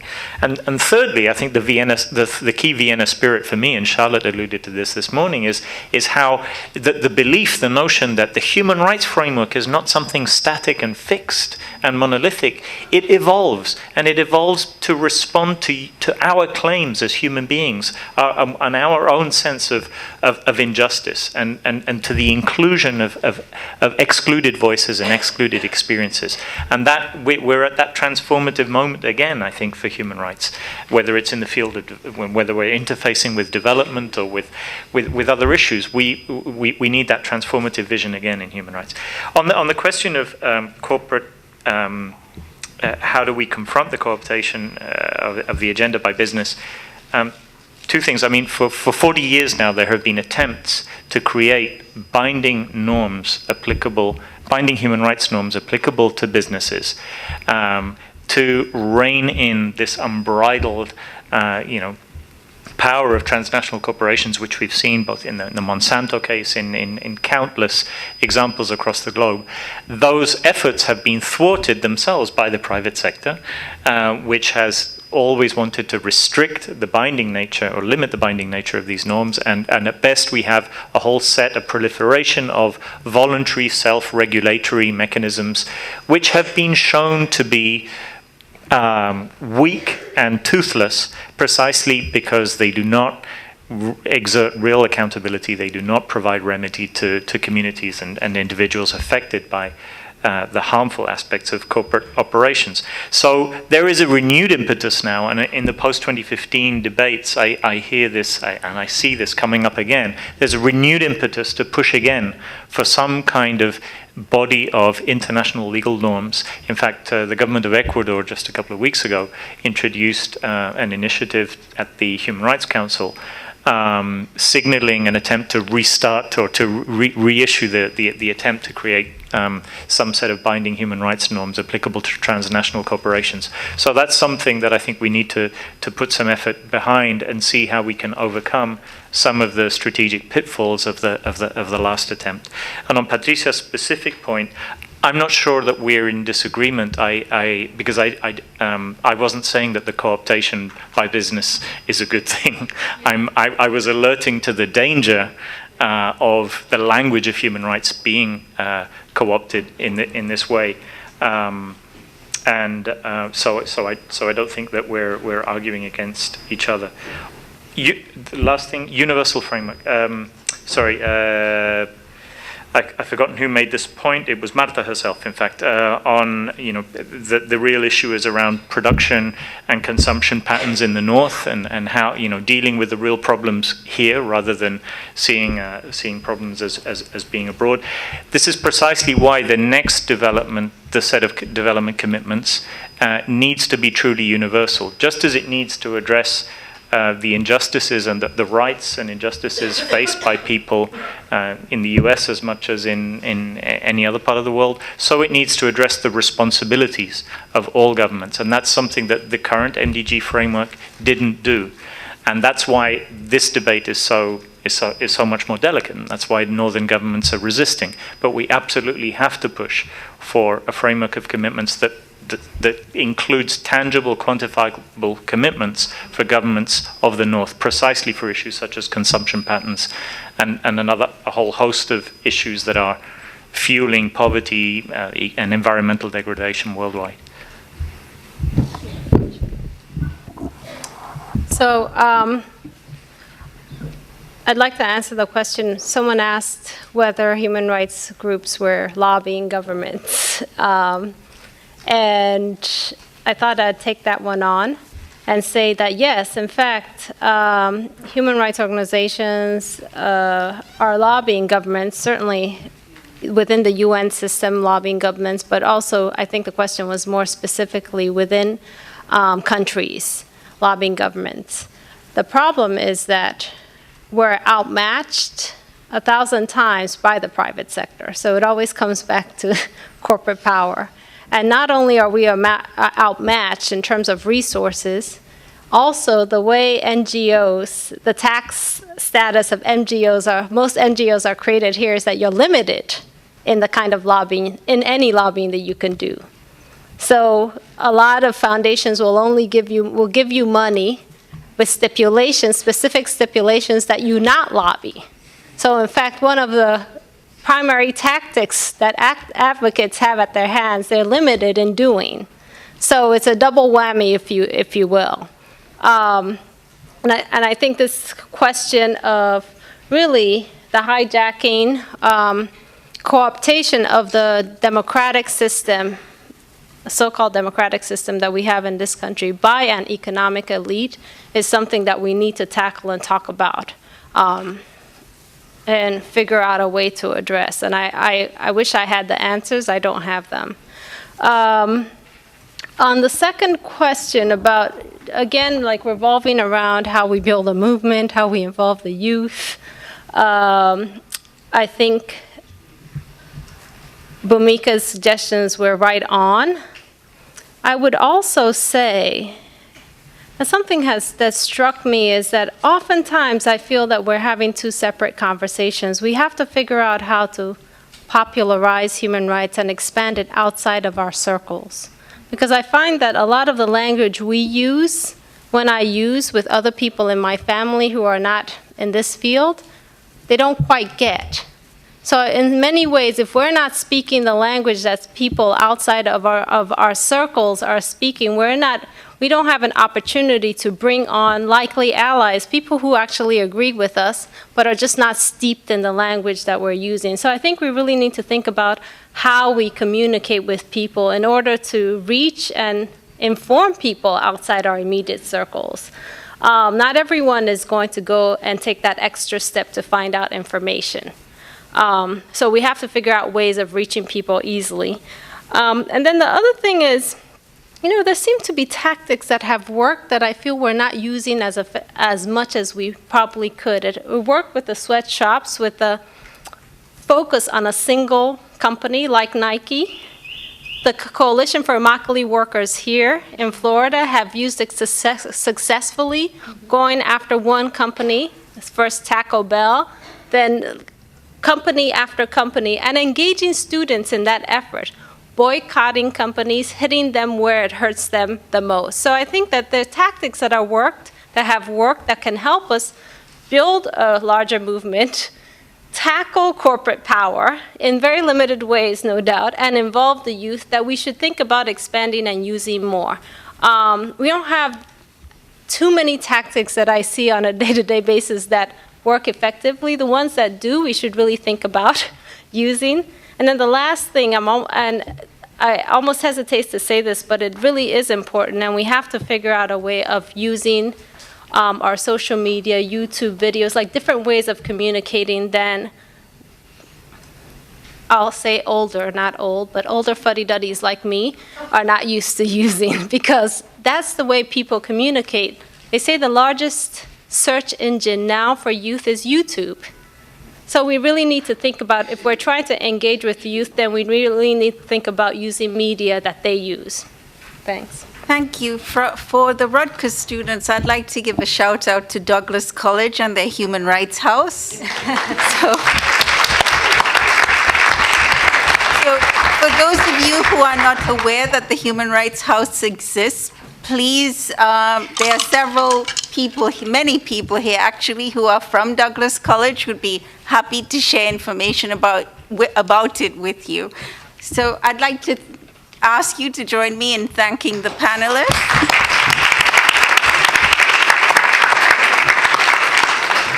And we'll reconvene in 10 minutes. Oh, and we have a conference in December. I have to take this advantage. And I have flyers about a national human rights conference that we're having in Atlanta in December. It's going to be really exciting. We have incredible speakers, and there's already a lot of energy around it. So if you're interested, get a postcard. I'll leave them outside.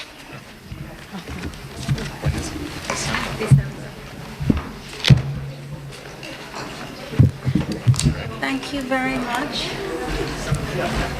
You know, we're having our 30th anniversary this January, Hey. TWN, Wow. 30 years since Martin, Roberto Vicio, and Yao Graham created it together. Is that right? Yeah, in the 80s. Oh, hi, excuse me. Do you have this card? I don't have it with me. Sorry, can I write it down for you? Sure. Can you write down yours for me? That would be brilliant. But I can also write mine down for you, so you can just have it with you. I inherited those from last night. Oh, I'm reminiscing about USAS now. I really hope it wasn't. That's one of the founding people. It's awesome back then. Particularly disrespectful. Are you guys got a question? No. You said something about guiding principles that had just come out. What were they? These are the Human Rights Council adopted these guiding principles on extreme poverty and human rights. This was something that in recent years has been steered by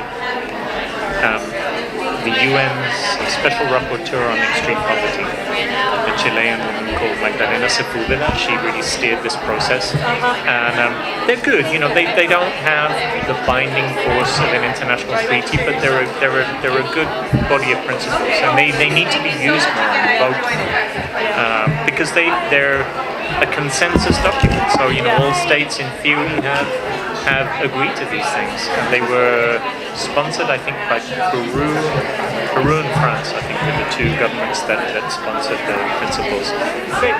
Yeah, they should be available on the website of the Office of the High Commissioner for Human Rights, so OHCHR. They should be there.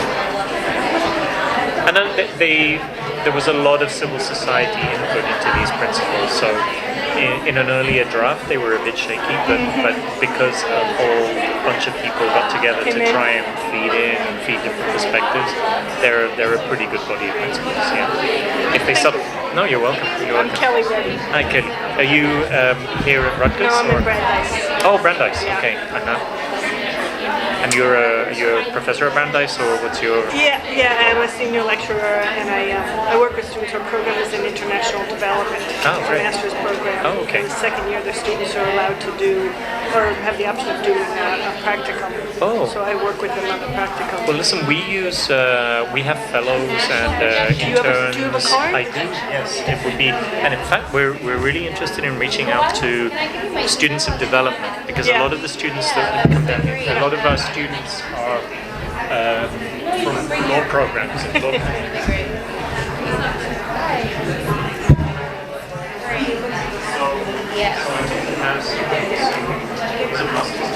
Yeah.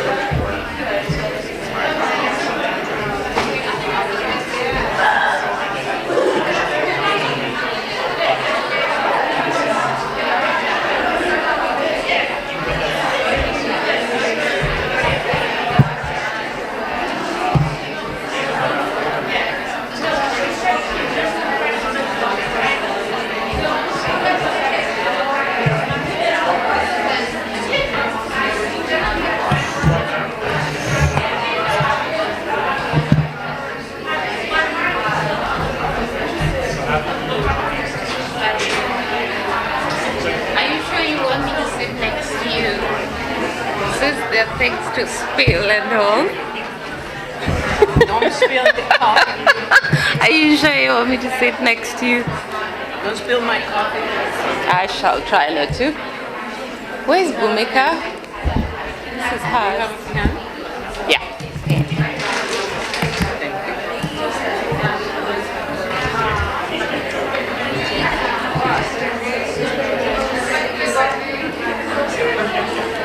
Oh, here she is. This is yours?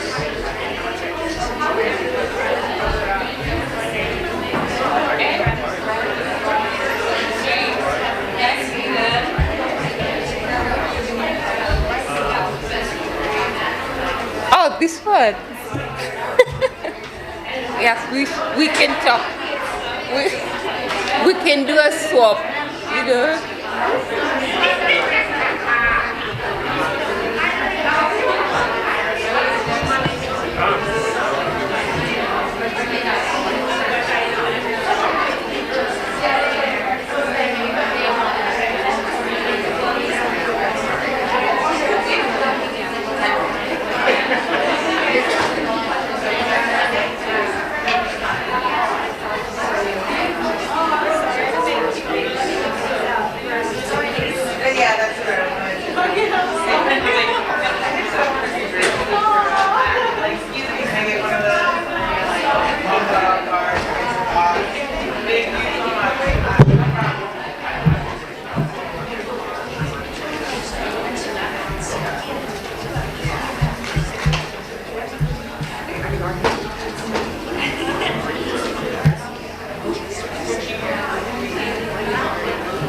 Make me nervous. Control it. None of that is gonna happen. Nice to me. I'm your friend. All right. I shall be extra careful.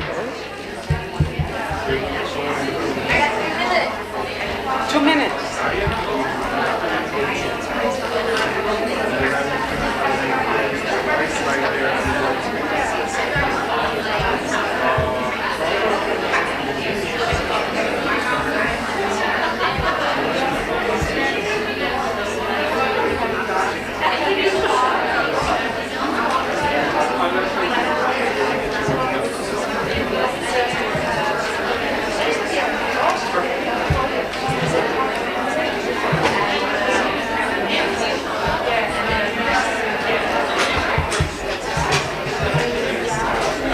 I'd like to introduce you to our moderator for this panel.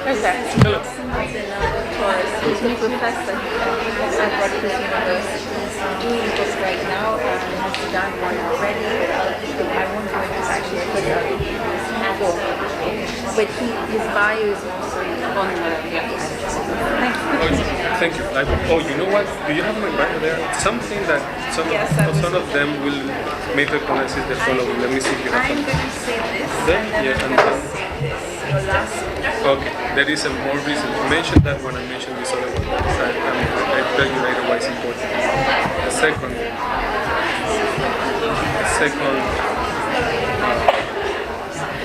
book put together by the Zapatista University.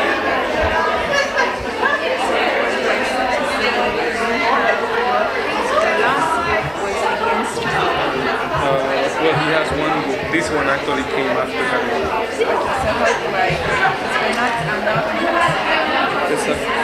Exactly. We don't have. You don't have to. This is not this one. This is a different one. No. Let me finish this part and I'll let you listen. You only have to read that. It's very short. That's what this thing.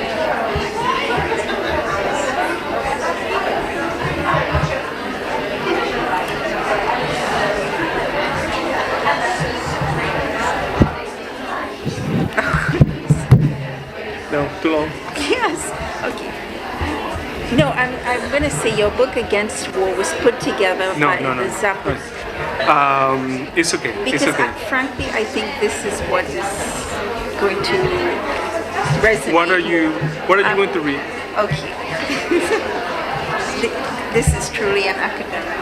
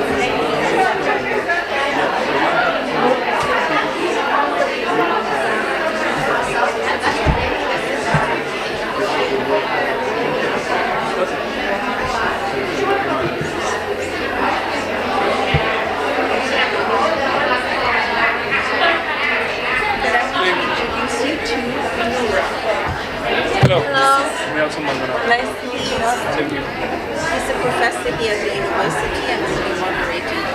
Wonderful. Thank you. Me some water. You want me to get that? Okay. Thank you. For sure. And then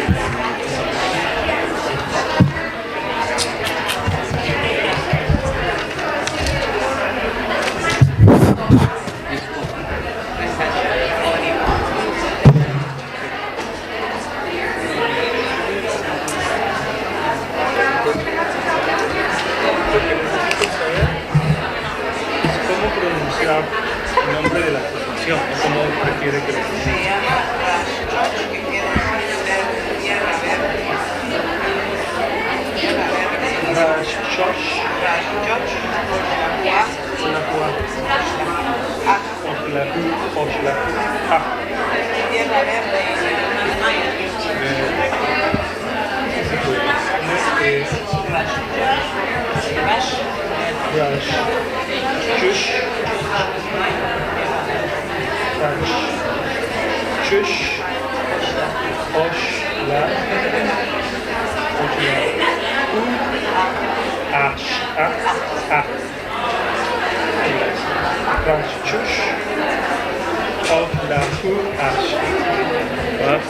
Vamos a ver cómo sale. Sale al revés ahora. Está bien. You can take the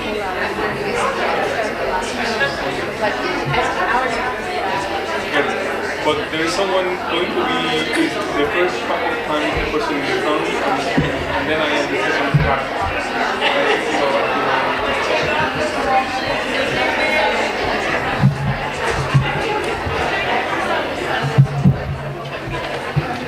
What is it?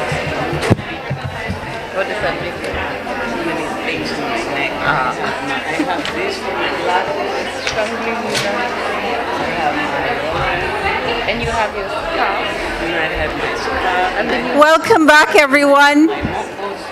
Can I ask you to take your seats? yes.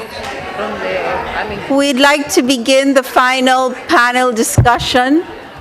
hello? I see some disobedient women.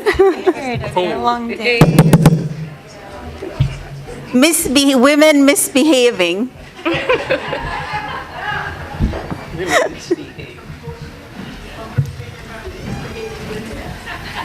We celebrate that kind of, we celebrate resisting and disobedience, but not at the beginning of the final panel discussion.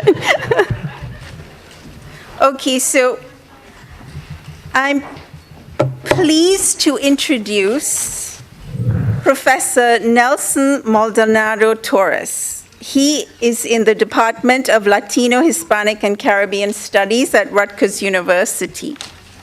He'll be chairing and moderating the final panel discussion on human rights, democracy, and the right to development. Professor Maldonado Torres has published several books, including one titled Against War, and a second on decolonialization and the decolonial turn, which examines the work of a variety of intellectuals from all over the world. Professor Maldonado. Thank you. I want to begin by thanking Professor Radhika Balakrishnan for committing herself to have a native Puerto Rican among the participants today. Yes, we from the colonies count. My name is Nelson Maldonado Torres, and I am as it was said, the chair of the Latino and Hispanic Caribbean Studies Department, and a member of the core faculty in the program in comparative literature. I wanted to say a few words as a way of prefacing the panel, beginning with the fact that next week, the Department of Latino, Hispanic, Caribbean Studies, which actually was originated with the name of program and then Department of Puerto Rican Studies. And it came out because of the activism of students, Equal Opportunity Fund students, who pressed the university to open that space. And we're having our 40th anniversary next week. Thank you. And in line with the Vienna Declaration, I would like to suggest that we see not only the access to education as a human right, but also a transformation in the content of such an education as well. Oftentimes, when it comes to education, human rights are seen as questions of access to an already created structure,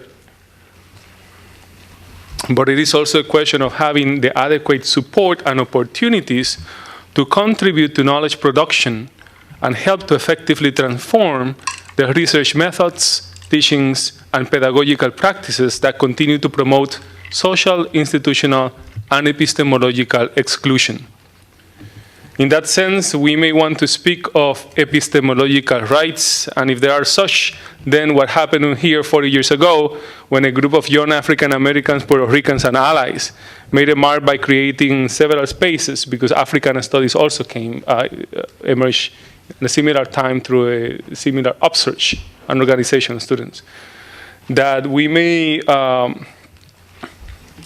want to see that as a fight not only for access, but for the assertion of epistemological rights.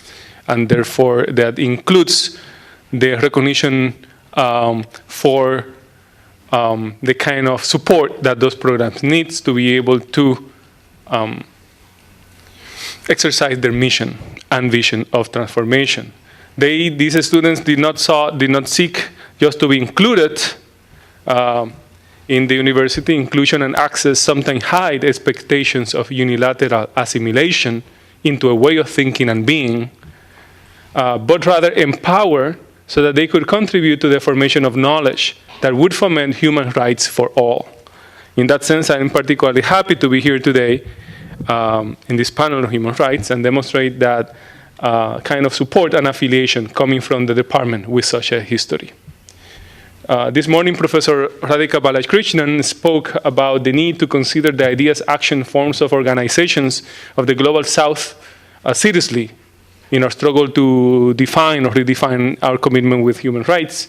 And I think that we have seen a wonderful demonstration of that today in the panel, but also on the floor, as with the eloquent intervention before in the last panel. And this panel, I don't think, is an exception. The panel is titled Human Rights, Democracy, and Right to Development. And since my background is in philosophy, I wanted to put a few philosophical questions at the beginning of it. Particularly the kind of ontological questions that obsess me in the form of what is X? And that I am sure that this panel will help us think through, even though they may not explicitly explore them in ontological terms. And so since the panel is on human rights, democracy, and right to development, I just want to present three basic sort of questions quickly. One, of course, and in a way this is the concluding panel, so these questions in a way go to some of the foundations, that is to the beginning, trying to bring us full circle. What are human rights and what is the human? This question became central in Latin American and Caribbean theorizing in the same period of the Vienna Declaration, as intellectuals faced the crisis of critical discourse from the left after the end of the Cold War and the commemoration of the 500 years of the so-called discovery of the Americas and the formation of the so-called New World. By New World, many of these intellectuals understood and understand not only what we call the Americas today, the so-called discovered New World, but rather the New World Order that unfolded since then through the massive colonization of space and time through European colonial ventures.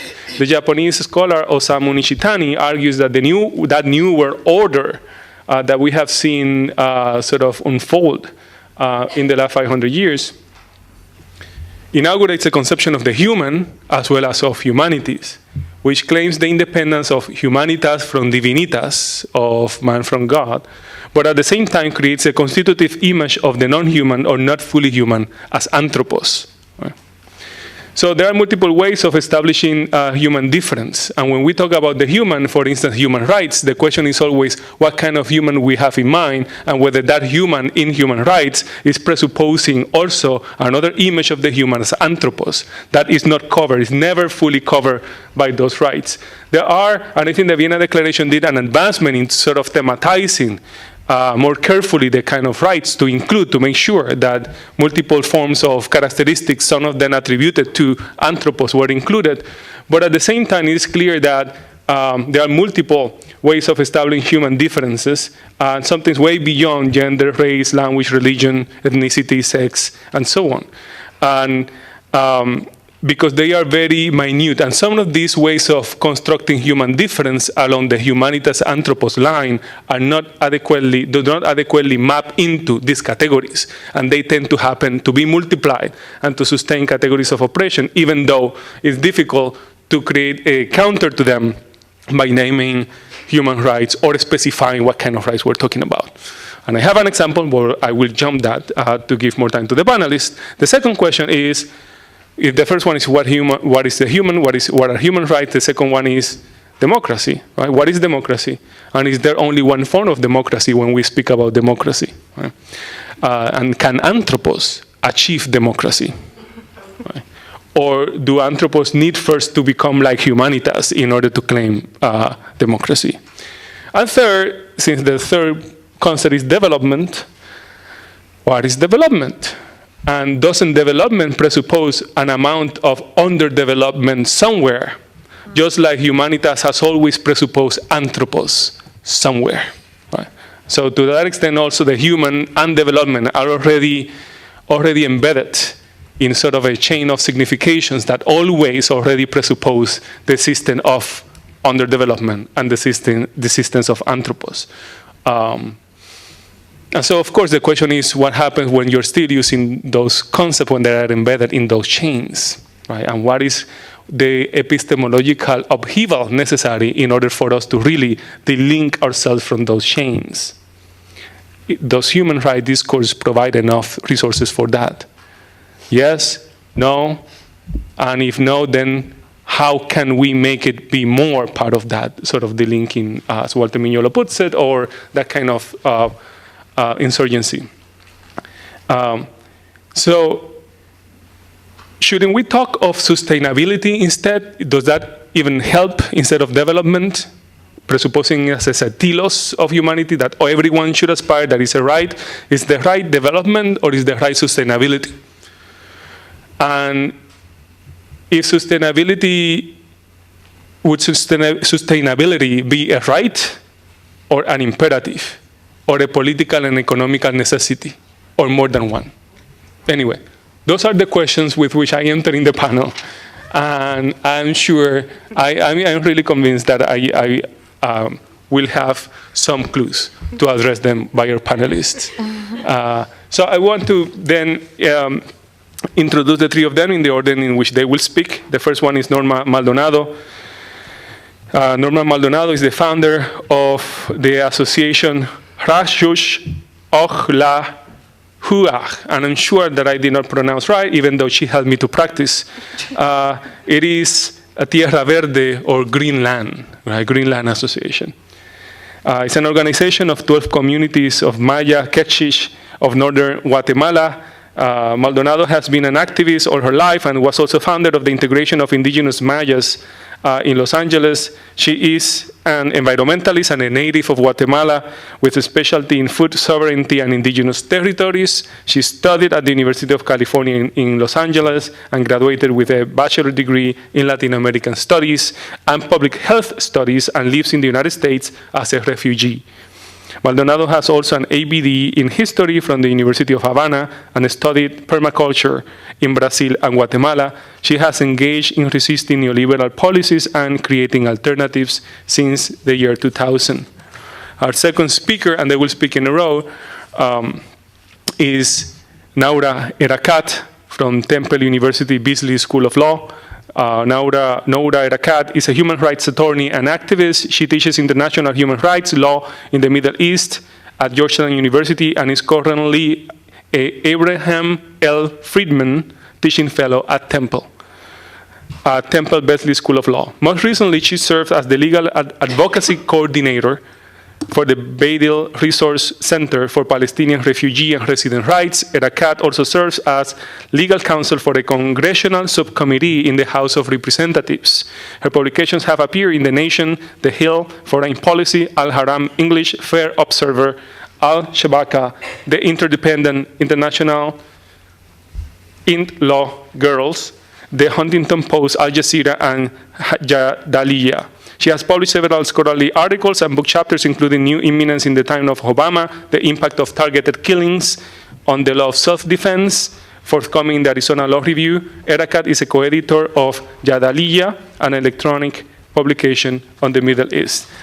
It's always fascinating to have truly international sort of panels that by all those very concepts just cry the sort of incompleteness and in a way inadequacy of our education, in this case mine, by not knowing some of these languages.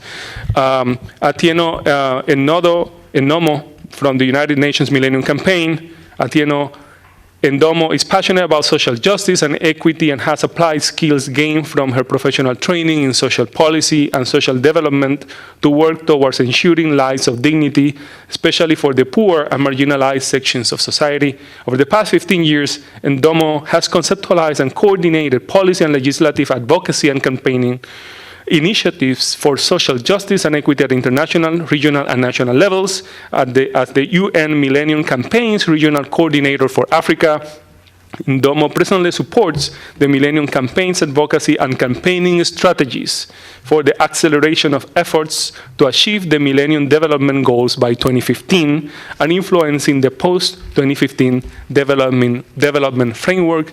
Please join me in welcoming them to Rutgers and to this panel.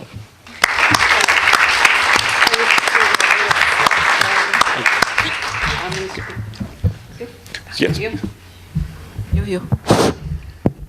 Buenas tardes. Okangli kutanchu hunil. My name is Norma Maldonado. I salute you in Maya Quechua language too. I'm going to have a very hard time here, I think, today, because it's a real challenge to have to put in 10 minutes or 12. 15? 15. Sometimes something that I usually take at least 2 hours or half a day. I'm really glad, though, to see all these young faces. As you can tell here, I'm an oldest activist maybe in this table. And I'm also kind of like running down in many ways. I also have a cold. And so I'm really trying to make my best, and I'm really ready to pass this staff to you, the younger generation. So I'm really glad that you stay in the back there, especially. And I hope you learned something. I'm going to try to share some of the things that we do back home, but also mention some comments about what I heard this morning. Especially, I can't take out of my mind that image of the woman whose son is in prison, and she was put back into prison because she couldn't gather the money to pay in this privatized prison system in the United States, a money-making business. And it's very unfortunate. I can't forget that vision of that woman. So to do that, and kind of tie this to our experience back home, I want to do some deconstruction of some of the wording too, especially the language and what Professor Maldonado mentioned too, to kind of like give an idea what development, right to development. If you see the screen, I asked it to put some of the images that I have from my work in Guatemala. And development for who? Because we were never asked that we want to be developed. We never in the South wanted to be like here with so many people in prison. I know there are more people in prison in the United States than in universities. So, saying that, I want to show you a map to deconstruct that and deconstruct some of the other issues that we've been discussing all day today. And for that, I have a good map of where we come from and the Mesoamerican area. Are you familiar with Guatemala, some of you, all of you? Yes?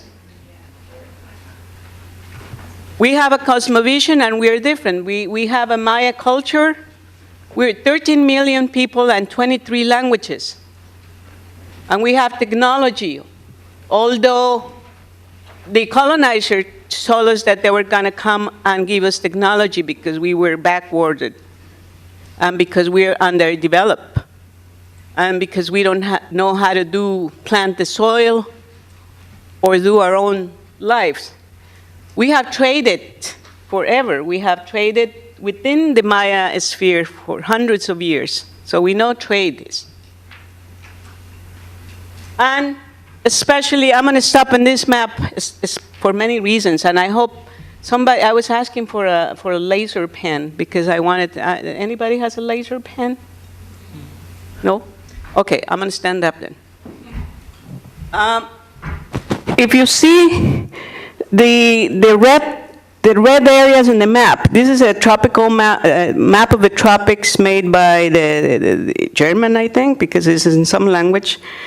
And at the bottom, it says, the red box, it says 5,000. So, and at the top, it's the box, green box, it says 200. So that means the species per square kilometer. So my question for you now, in Mesoamerica, in Guatemala, we have 5,000 species per square kilometer, and in entire Europe and the United States, you have 200 species per square kilometer. So the question here is, who are the rich countries? Who are the rich countries? Okay, we are the rich countries and we are impoverished. This is another thing, we have to change that. We're not the poor countries, we're the impoverished countries. So that's number 2 now. We don't want to be developed because we don't want to be in prisons or eating junk food, for that matter. I tell you, in the airport, that's my first thing, my first experience when I was coming here. The security guards took my medicine because it didn't have a brand. It was a homemade medicine for my throat. And it says, you don't have a prescription. Yeah, I said, no, because I made it myself from plants. And it was taken, it was confiscated. And I tell you, inside that airport, there was nothing healthy for my throat, nothing. Including the air conditioning was so unhealthy, that's what I got worse.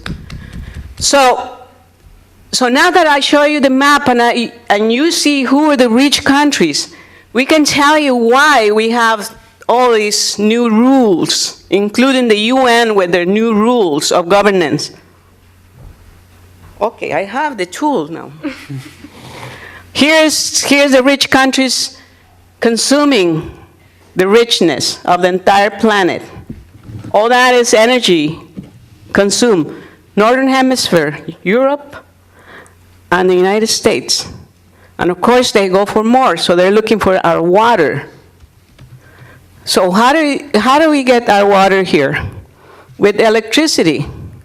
How do you get that? With hydroelectrics.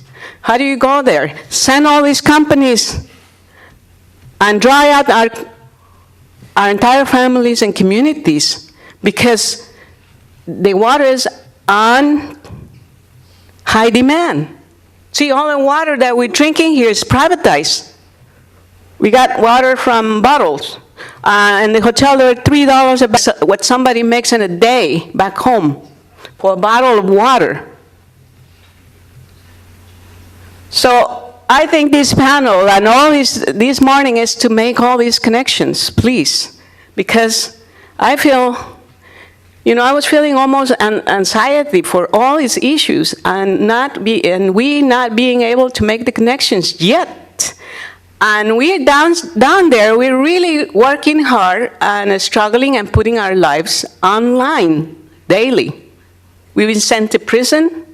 We've sent, our house have been raided. I have lost computers for the government.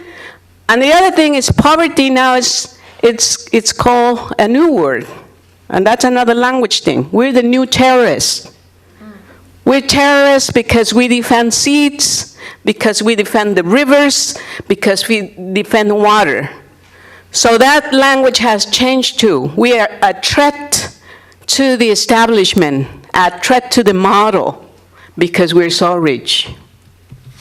And I show you these maps. This is where all the trade agreements by the European Union, exactly if you see the maps, that's where all the wealth is. So it's not a coincidence. It's well planned. Europe is in crisis. So they're looking for our wealth. Where's the wealth? In those nations. So of course they're going to change the rules to their advantage. And whatever they will take. And I can let Lucy please pass all the rest of the pictures because I'm going to be speaking from my computer. But also one more issue here, the militarization. My friend here from Palestine, and I was talking to her. I don't know what's worse, believe me, and I'm really tired sometimes, to live so close to the United States or be a Palestinian in an occupied territory. My heart goes always for the Palestinians and for the Kurdish with no country. And we're so far away, and we share so many issues together. So militarization, wherever is wealth is militarization. They want our wealth. And of course they're going to tell us 2015 and so on and so forth. And we go and legitimize, and Bill Gates opened the ceremony for there, and nobody can touch him. And he's launching the second green revolution in Africa, so they can tie the seeds to the people. They sell seeds like Monsanto. In fact, in Colombia, I was in Colombia recently. We don't call it Monsantos, it's called now Monsantos, because Santos is the name of the president. So it's Monsantos loves this. And you know why food is such an issue? Because whoever controls the stomach controls the wheel. We're going to be begging for food if we are starving. But if we produce our food, we're sovereign. So we work on seeds and issues of seed making, of seed production. We have banks of seed, and we are constructing water cisterns. So we collect rainwater so we don't abandon our territories for these companies. So we are fighting back daily. Okay, I have another map here, and that's a map of Guatemala with all the mining companies. It looks like you have chicken pox there, but those are exploration licenses. Wherever there's water, that's where the mining companies are, because mining requires lots of water. And another thing is gold is another issue. So please take off all that gold that you have today and start giving it back and make a big event. Oh, 5 minutes. So the gold is an issue for us, and they're destroying our environment in order to take gold, to send it here, and the water, and the electricity, and the oil, and we are confronting with the militarism. And so I have lots of pictures to show you, but I want to start, I'm going to read something that I wrote in my presentation. And I'm sorry, I couldn't, they told me not to show pictures, but I work with illiterate women. I cannot work without images. I'm a visual person too, so I need to see. So I'm going to read now something that I have written for the presentation. And you can still watch the images, please. I like the other mic better. The computer's off. During 1954, Guatemala was occupied by the CIA and had a coup d'etat. Because of what? Because of another company owned by the Dulles brothers. And so we have a coup d'etat, and we were imposed a military dictatorship. So I was born under that dictatorship. So I had not one day of peace in my life, not one. So thanks to these companies, so this is nothing new. Now the division of the world is coming with the trade agreements and with what my friend Bhumika was talking here with the WTO. Those trade agreements are WTO plus. So whatever we didn't gain on the WTO negotiations is being dealt on the trade agreements. So by law, with supranational laws, all these companies are going there and getting whatever they need to compete in the world. So we can be developed, they say. And guess what? Guatemala produces food. It's a center origin of its species. And we're the most malnourished country in the hemisphere. We send broccoli to this country. We're the first producer of cardamom in the world. We're the fourth producer of sugar in the world, tiny country. So I want to make these connections always because we can't continue with this. When I come to the United States, because I study here and I love it here too, I get sad if I don't see the improvement and the connections. And I don't blame you. There's so many issues here. And you're overwhelmed with the news and with the CNN and the wars and inventing another war in Syria and inventing another enemy here and there. And so overwhelming. But overwhelming for us down there too. Believe me, tiring. So we have internal conflict. Since the 80s, we sent all these youth to live in the United States. They were persecuted like animals at the border, the migrants. I work with the migrants here in LA. And people had no rights whatsoever. Not even right to have a name of their own because they have to invent names for the Social Security. And some states don't even allow them for a license so they can work. So the same recipe they're sending down in our countries, privatization of things. So they're flashing me minutes here. I told you I could talk for half an hour, half a day.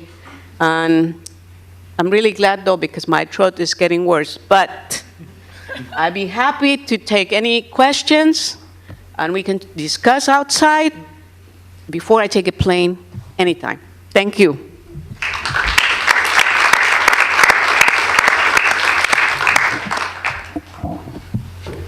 Thank you to the Center for organizing this, for Rutgers University, for Norma for very, very touching solidarity that's actually been not just from her, but everyone's solidarity with one another, but especially this question of what's worse, to live closer in such proximity to the US or under Israeli military occupation. Well, as everyone's been saying, there's not much difference.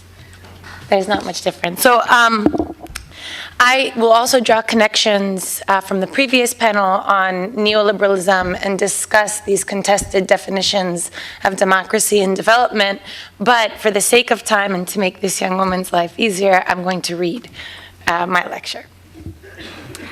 In mid-December 2010, a young street vendor set himself on fire after his ill treatment by Tunisian police. Mohamed Bouazizi set himself ablaze in Sidi Bouzid and inspired an entire region to revolt against decades of authoritarianism. Mass protests in Tunisia led to the ouster of his autocratic head of state, Zine Abidine Ben Ali, and this revolutionary fervor then spread to neighboring Egypt, where 18 days of protest removed Hosni Mubarak from the helm of power. Soon, these tectonic shifts inspired protesters in Yemen, Libya, Bahrain, and Syria to challenge their autocratic leaders who had for decades on end also denied them the right to freely determine their political, economic, and social conditions. The protests have since successfully led to the negotiated removal of Yemen's Ali Abdullah Saleh from power. NATO military intervention, initially mandated by the UN Security Council to thwart a massacre in Benghazi, expanded into a mission of regime change and ended the rule of Muammar Gaddafi in Libya. Today, protests continue, and an imminent US strike against Syria has been thwarted. But protests continue there in Syria, in Bahrain, and the transition process has never ceased in Egypt, Libya, Tunisia, and Yemen. The emergence of authoritarian regimes in the Arab world reflects a sordid history of colonial rule and post-colonial interventions that have created oppositional politics among states within the Middle East. The Middle East, is also rich in natural resources like gas and oil and has been one of the most penetrated regions by foreign interests, as gruesomely demonstrated by the 2003 Iraq War. Arab governments, mostly, became authoritarian after their decolonization from French and British rule following the Second World War and well after. The Palestine has not been amongst those to be liberated. The authoritarian regimes cultivated popular legitimacy by combining authoritarianism with a redistributive welfare state in what political scientists refer to as authoritarian populism. Despite significant opposition, most Arab populations welcomed this social contract. In exchange for political and civil rights, regimes would provide economic stability in the form of basic goods like subsidized food and housing, as well as the security to live free of internecine violence. This social contract, however, quickly began to unravel. GDP growth rates generally rose with the beginning of populist policies, and the public sector expansion began to quickly fall in the 1980s as a result of a combination of repression, corruption, and mismanagement. As Arab authoritarian regimes have entered into the globalized economy through neoliberal prescriptions, they began to privatize public goods like water, electricity, housing, and education through PPPs. By steadily retracting redistributive policies whilst maintaining authoritarian governance, Arab authoritarian populists breached their tenuous social contracts. By the 2000s, as the gap between rich and poor expanded, and as gender and other social-based disparities deepened within Arab countries, their aggregate economic figures oddly improved, but at the dire expense of equitable distribution. The IMF, for example, in 2010 praised Tunisia's, quote, sound policies and reforms for helping the country weather the global downturn.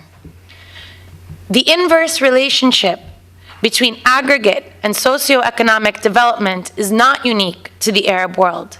In fact, its ubiquitous character among developing states especially reflects the principles first captured in the 1986 UN Declaration of the Right to Development and later affirmed by the 1993 Vienna World Conference on Human Rights. The missing ingredient has been distributive equity. Drafters of the UN Declaration on the Right to Development were careful not to reduce development to purely economic aspirations. Instead, the document reflects a textured understanding of human and national development. It affirms the interdependence of development, democracy, and human rights. It suggests that in order to benefit from development, human persons must be free from structural abuse so as to freely participate in their cultural, economic, social, and political development. In 1993, the Vienna Declaration reaffirmed development as a human right, as well as the interconnectedness of this trinity. It emphasizes that democratization in this context is, quote, based on the freely expressed will of the people to determine their own political, economic, social, and cultural systems and their full participation in all aspects of their life. In marked contrast, neoliberal prescriptions define democratization in pursuit of development as opening up of the market without regard to human rights or human agency. Its over-reliance on trickle-down effects casts the state as an obtrusion to prosperity. Worse, policymakers who aim to dismantle state regulation and control of natural resources took for granted how neoliberal prescriptions globally overlapped with the interests of local economic and political elite.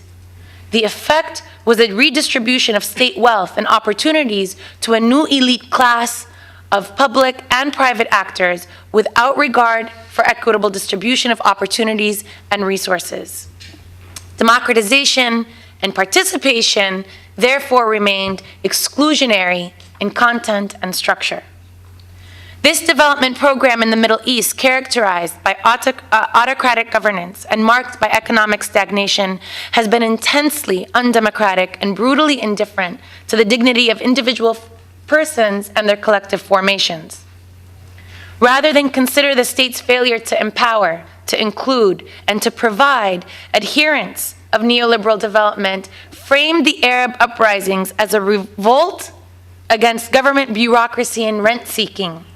While there may be truth in that, by delinking the gains of national economic and political elite from an international neoliberal development project, stakeholder states and IFIs mistakenly exculpate themselves.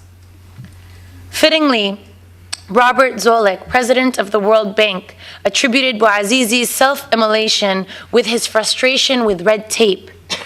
Zoellick advised that Arab states should, quote, quit harassing people and let them have a chance to start small businesses.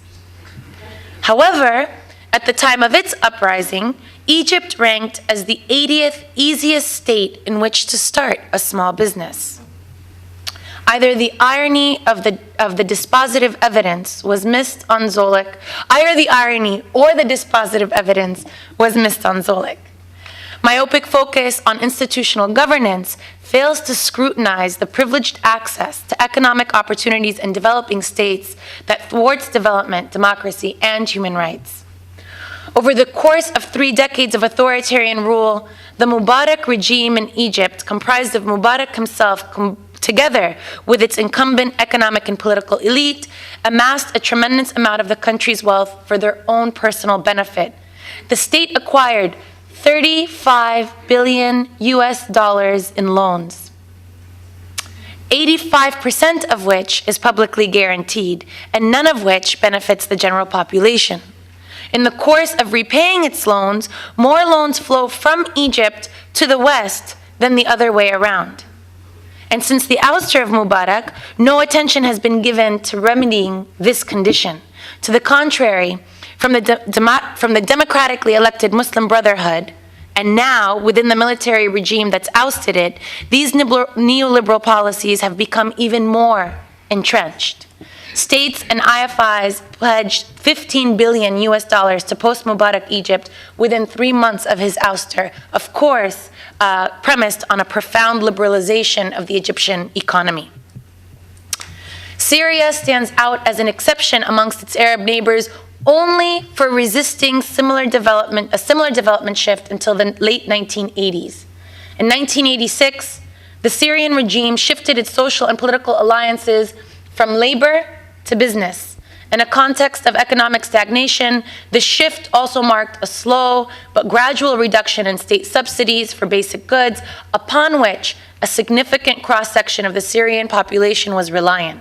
By the 2000s, combined with the deleterious effect of policies driven by a new business class with ties to the government, this resulted in greater absolute poverty and social polarization, as well as a dramatic increase of the informal sector. All the while, the Syrian regime steered this shift in the name of investment, growth, and modernity. Together with the most severe drought that has caused the forced internal migration of more than 1.2 Syrians since 2003, social polarization and discontent reached extraordinary levels by the 2000s, tipping the balance in favor of a mass-based uprising in rural areas. While this may explain the origin of the conflict, it hardly explains how the uprising has turned into an internal conflict or civil war, and how it's become a gruesome regional proxy war, and I won't discuss that because that's not the point of my conversation. But I'm happy to answer those questions. So I don't mean to suggest that the failure to adhere to the interdependent development approach as suggested by the UN the UN Convention on the Rights of Development or the Vienna Declaration Human Rights Program, that's the reason there's been mass mobilization across the Arab world. That would be rather simplistic. The anecdotal case studies, however, do illustrate the gravity and enduring relevance of human-centered development. They also show how other states and international institutions are implicated in these national struggles. Both lessons are instructive for practitioners, organizations, and analysts concerned with development, democracy, and human rights in the Arab world. Because of the limited time, I'll just share my prescription for the human rights community, which happens to be better represented here today than other communities. But these case studies are a stern reminder of the inextricability of civil, political, and social and economic rights. It's much simpler and much easier to attribute the upheaval in the Arab world to a lack of democratic governance, to a lack of free and fair elections, to a lack of an independent judiciary, and a lack of police accountability. However, it would be quite short-sighted to extricate these coercive measures from an international economic system that precludes democratic participation with equity and is conditioned upon a truncated state. Under these terms, development must occur in spite of popular will rather than on its behalf. It is telling that after Ben Ali's ouster from Tunisia, Tunisians opted to loot luxury villas, shops, and supermarkets identified as belonging to the royal family rather than attack police stations.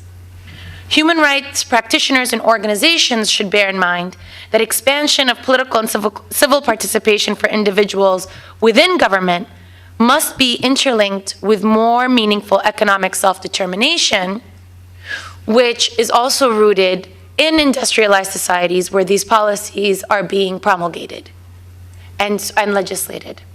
And so, without going into further detail about debt forgiveness and about how much of this human rights advocacy we'd like to see for those people over there, that much of that work has to happen over here.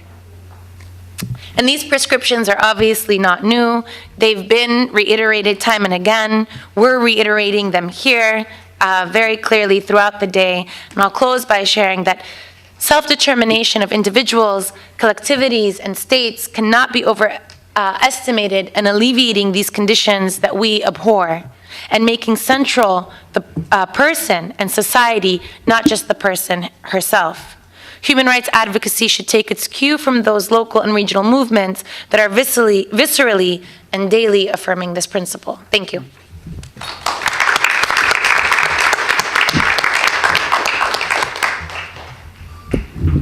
I feel like I have, let me get this close. I feel as though I have the misfortune of speaking last of today that's been quite engaging and interesting. So I also run the risk of saying things that have been said before, perhaps much more eloquently. But if I do that, then I think it's perhaps that we emphasize points that are really crucial. I don't think, I might not even take the 15 minutes, but let's see how I do.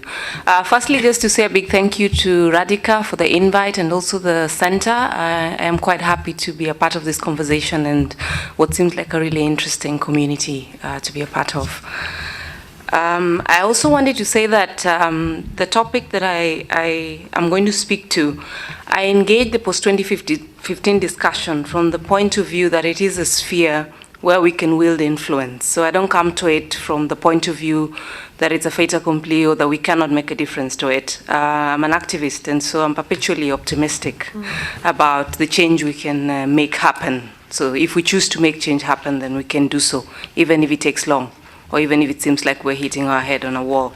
So I come to that discussion that we can propagate it even with alternative ideas, even if those ideas don't win now, but that we can use that sphere to challenge dogmatic ideas and to suggest that there are alternatives that perhaps would work better.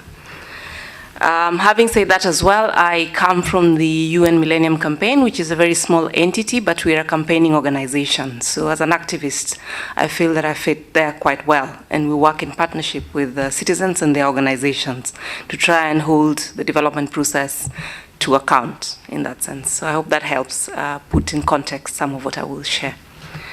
I titled my presentation, so post-2015, Towards an Agenda for Structural Transformation and a Rights-Based, Just, Accountable, and Sustainable Paradigm of Development. It's loaded with very many words, and they may sound like words or jargon, but each one of those words for me are very profound and hold a lot of meaning, and I think people around the room perhaps relate to that. I also wanted to say that the post-2015 development agenda, in my view, will only be meaningful if it's universal, if it's rooted in human rights norms, and that to be universal is also about being sustainable economically, being sustainable socially, and being sustainable environmentally. It's also important to stress the principles of universality, indivisibility, interdependence, and interrelated nature of all human rights.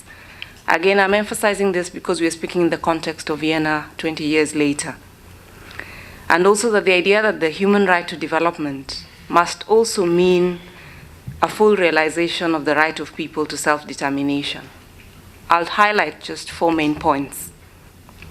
The first one is that the human rights, equality, and non-discrimination principles have to underpin the development agenda. I think other people may have said this. But it is also important to realize that already we have these norms. They're already very clear frameworks. So if you think in terms of international, regional human rights instruments, if you think in terms of, in some countries, national legislation that's very strong, already you have norms that you can work with. So there's no reason why the post-2015 development framework needs to reinvent the wheel in that sense. We have to push for full implementation of human rights instruments. So, as opposed to starting anew, we should re-examine and we should reflect on perhaps why we haven't implemented human rights instruments.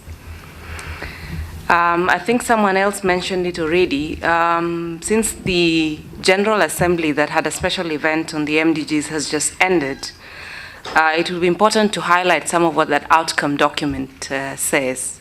Because again, as campaigners and as activists, sometimes we want to give a lot more meaning to words and to hold words to account. So if things are put down in writing, then perhaps it's our task to try and push them to the level of action and implementation. So that outcome document talks about a commitment to poverty eradication and sustainable development. It talks about a coherent and integrated approach to sustainable development. It mentions a universal set of goals, whilst being conscious of differing national circumstances, and that we need to respect national policies, that we need to reflect and respect national priorities. I'll come back to that point later, because the point around national policy autonomy is really critical. But this I am quoting from that outcome document. It talks about the promotion of democratic governance, the rule of law, peace and security, gender equality, and human rights for all. Those are not my words. These are coming from this outcome document, the meeting that just ended.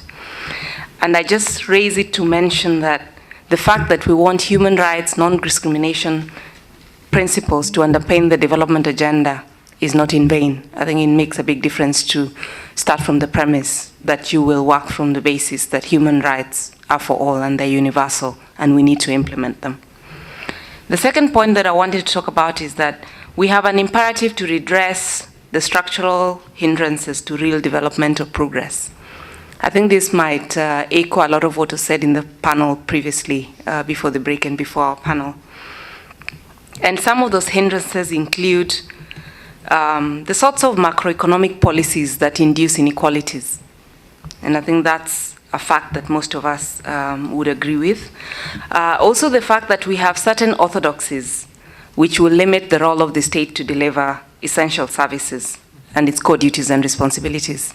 I think a lot of the analysis around, like for this country and most of Europe, the financial crisis is really at the heart of that analysis and reflection is what is the role of the state as we know it. And for those of us who come from Africa and other developing countries, this has been our reality for a really, really long time, from the times of structured adjustment programs and rolling back of the state and actually undermining the ability of the state to deliver on its core duties and obligations.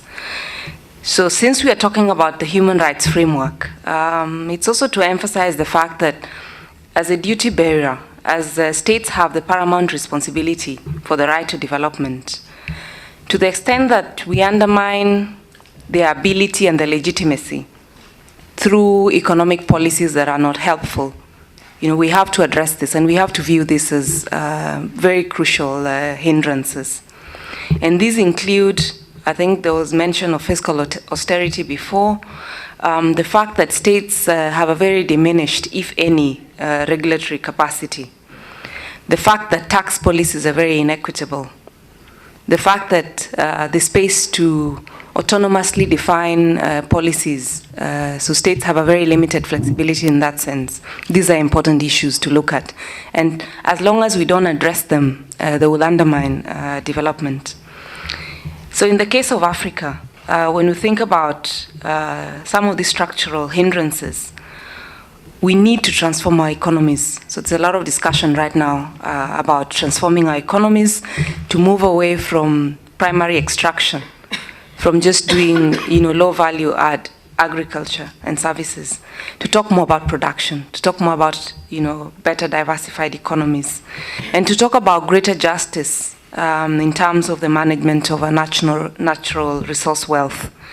We are insisting that we have to curb illicit financial flows, the wealth that leaves the continent. I mean, listening to Norma, I could relate a lot to what she was describing about Guatemala. So we need to plug those leaks because we're not going to develop. Where are we going to get the resources to develop if so much leaves the continent? But that we also have to talk about sustainable, and sustainability in this sense also is about equity. Economic growth has to be sustainable, but also equitable.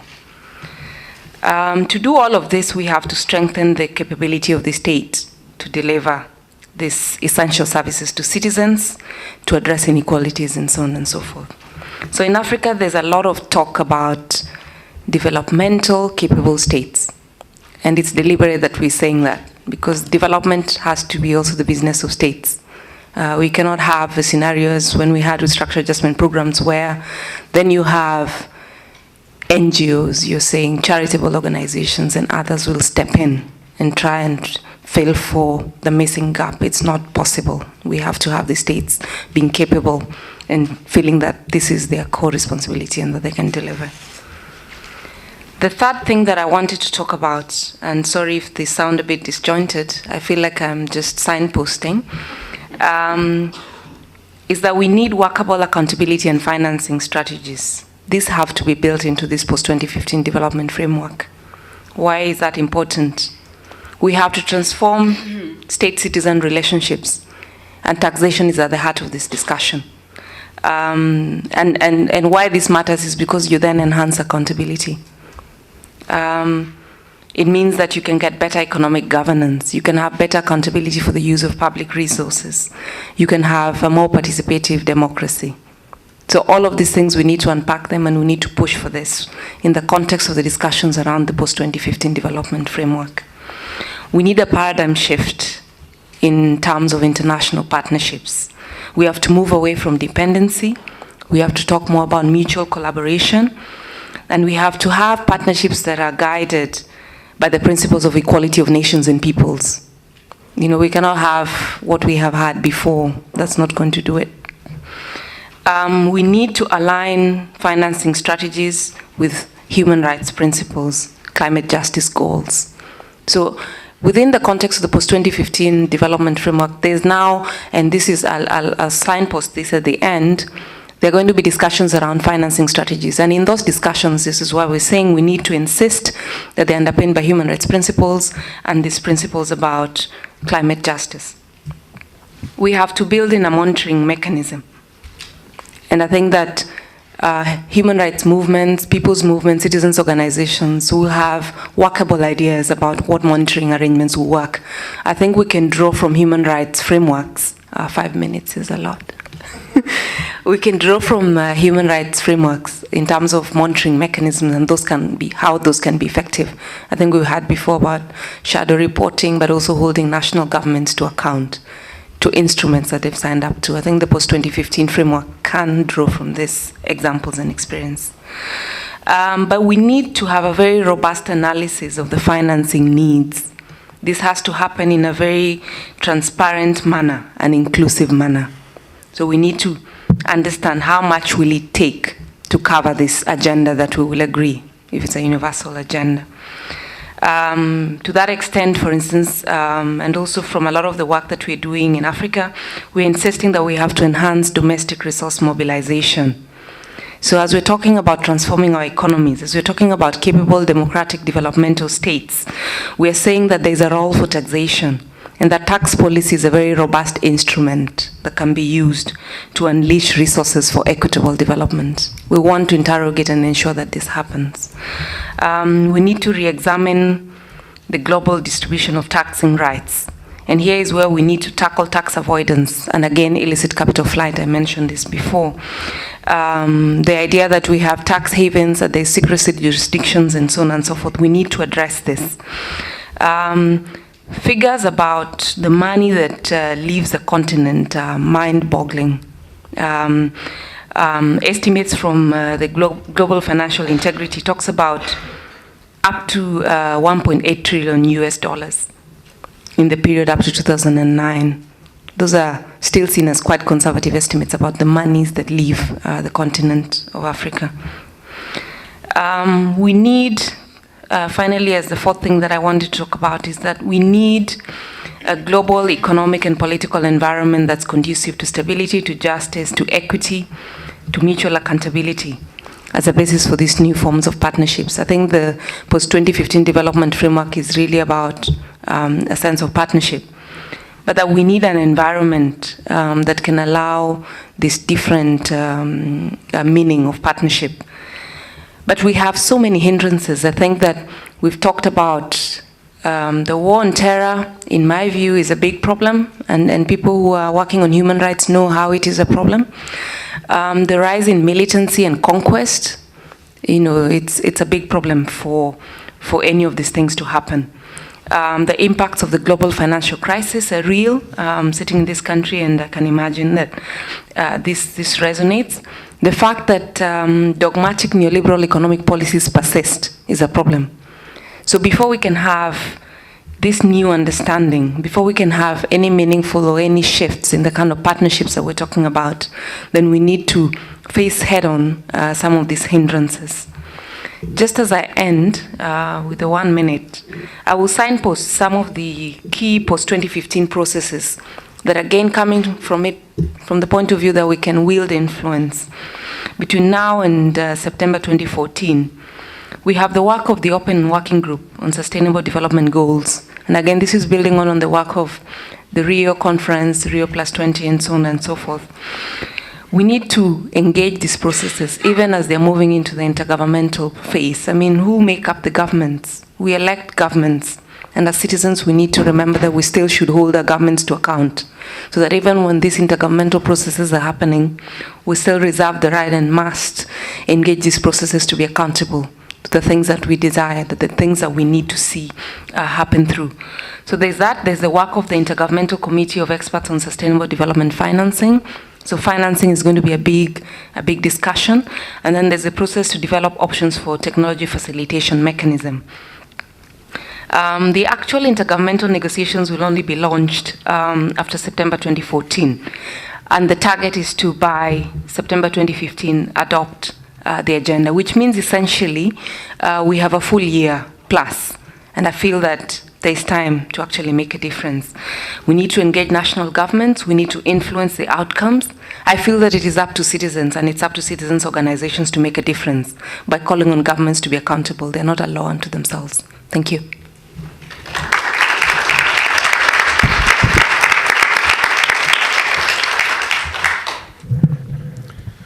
Thank you very much. And now we have time for questions, comments, and some discussion. If you please try to have your questions as punctual as possible, that would be appreciated. Maybe we can take a few initially, maybe 4 to 5 comments, depending how much we find, and turn to our colleagues.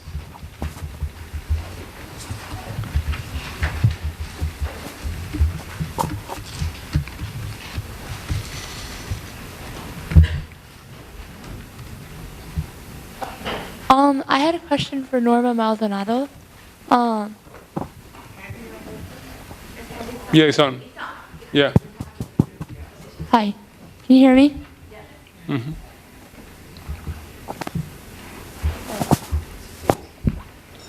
Hello?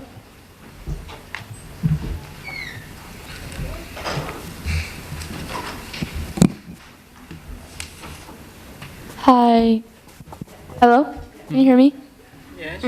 I had a question for Norma Maldonado, and I was really interested while hearing your struggles in Guatemala and the resource struggles of other nations developed nations trying to steal, and people coercing Guatemala into becoming developed.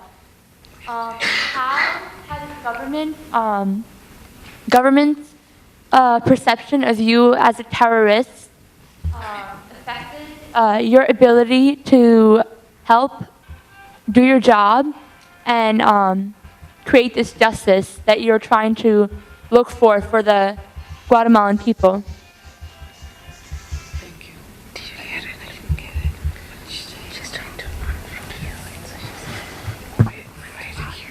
Thank you.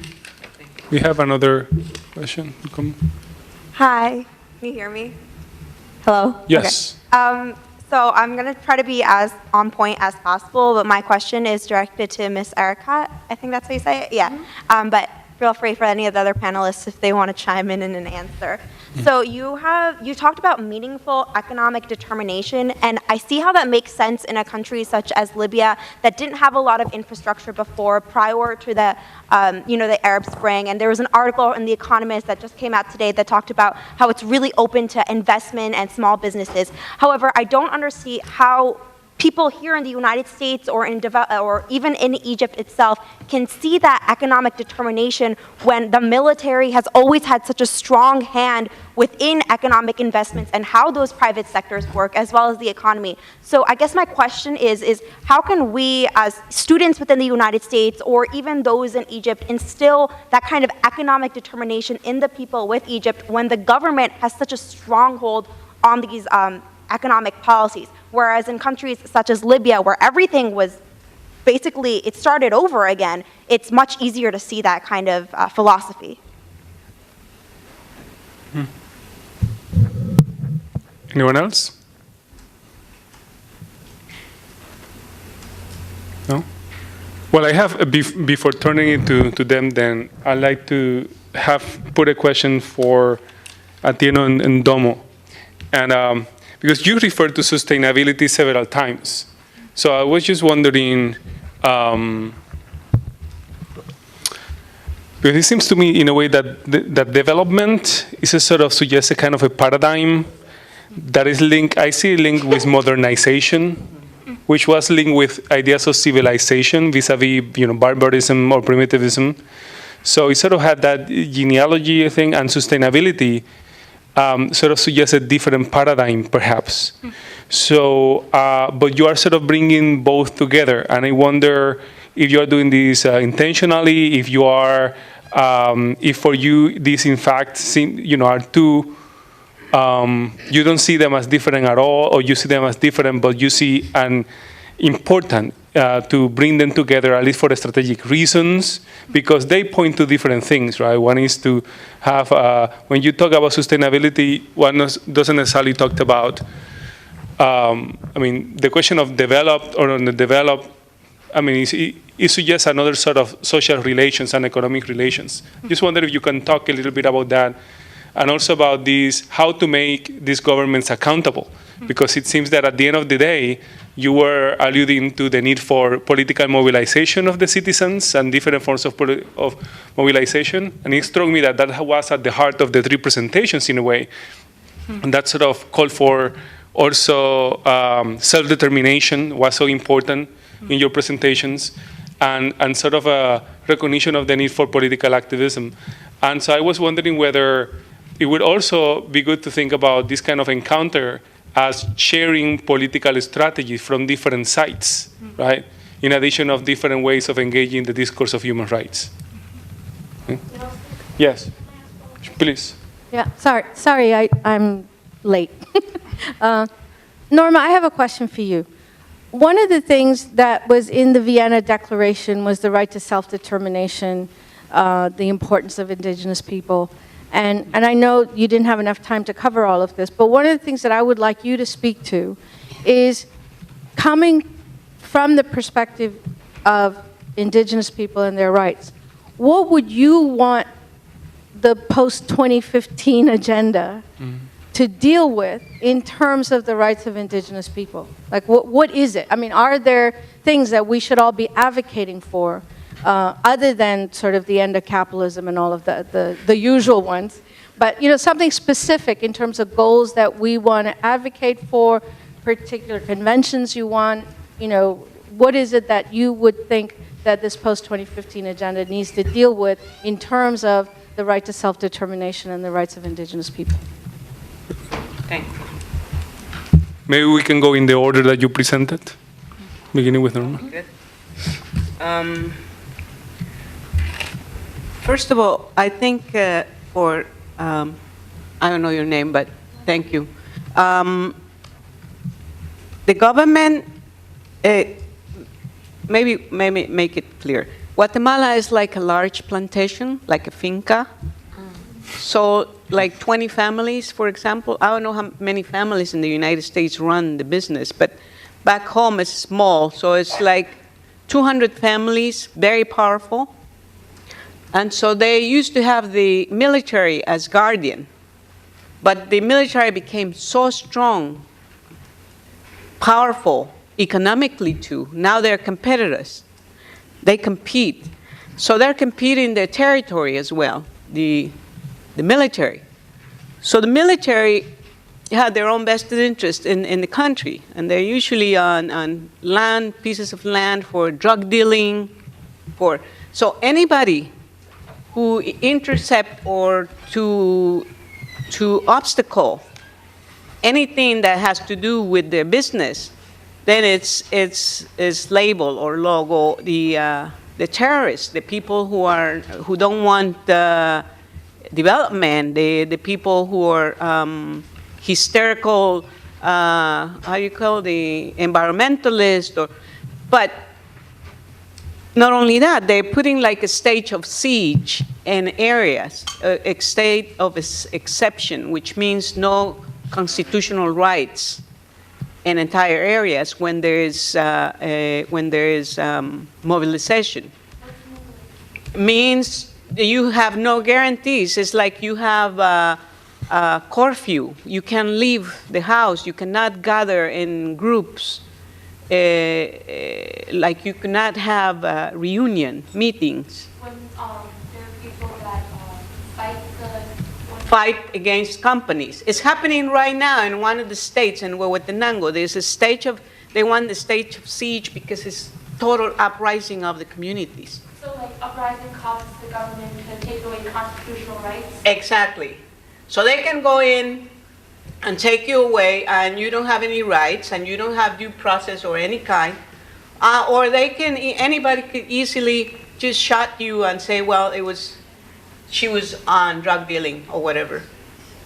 So essentially they're manipulating you and saying that what you're doing is saying blind. Is that what you're doing?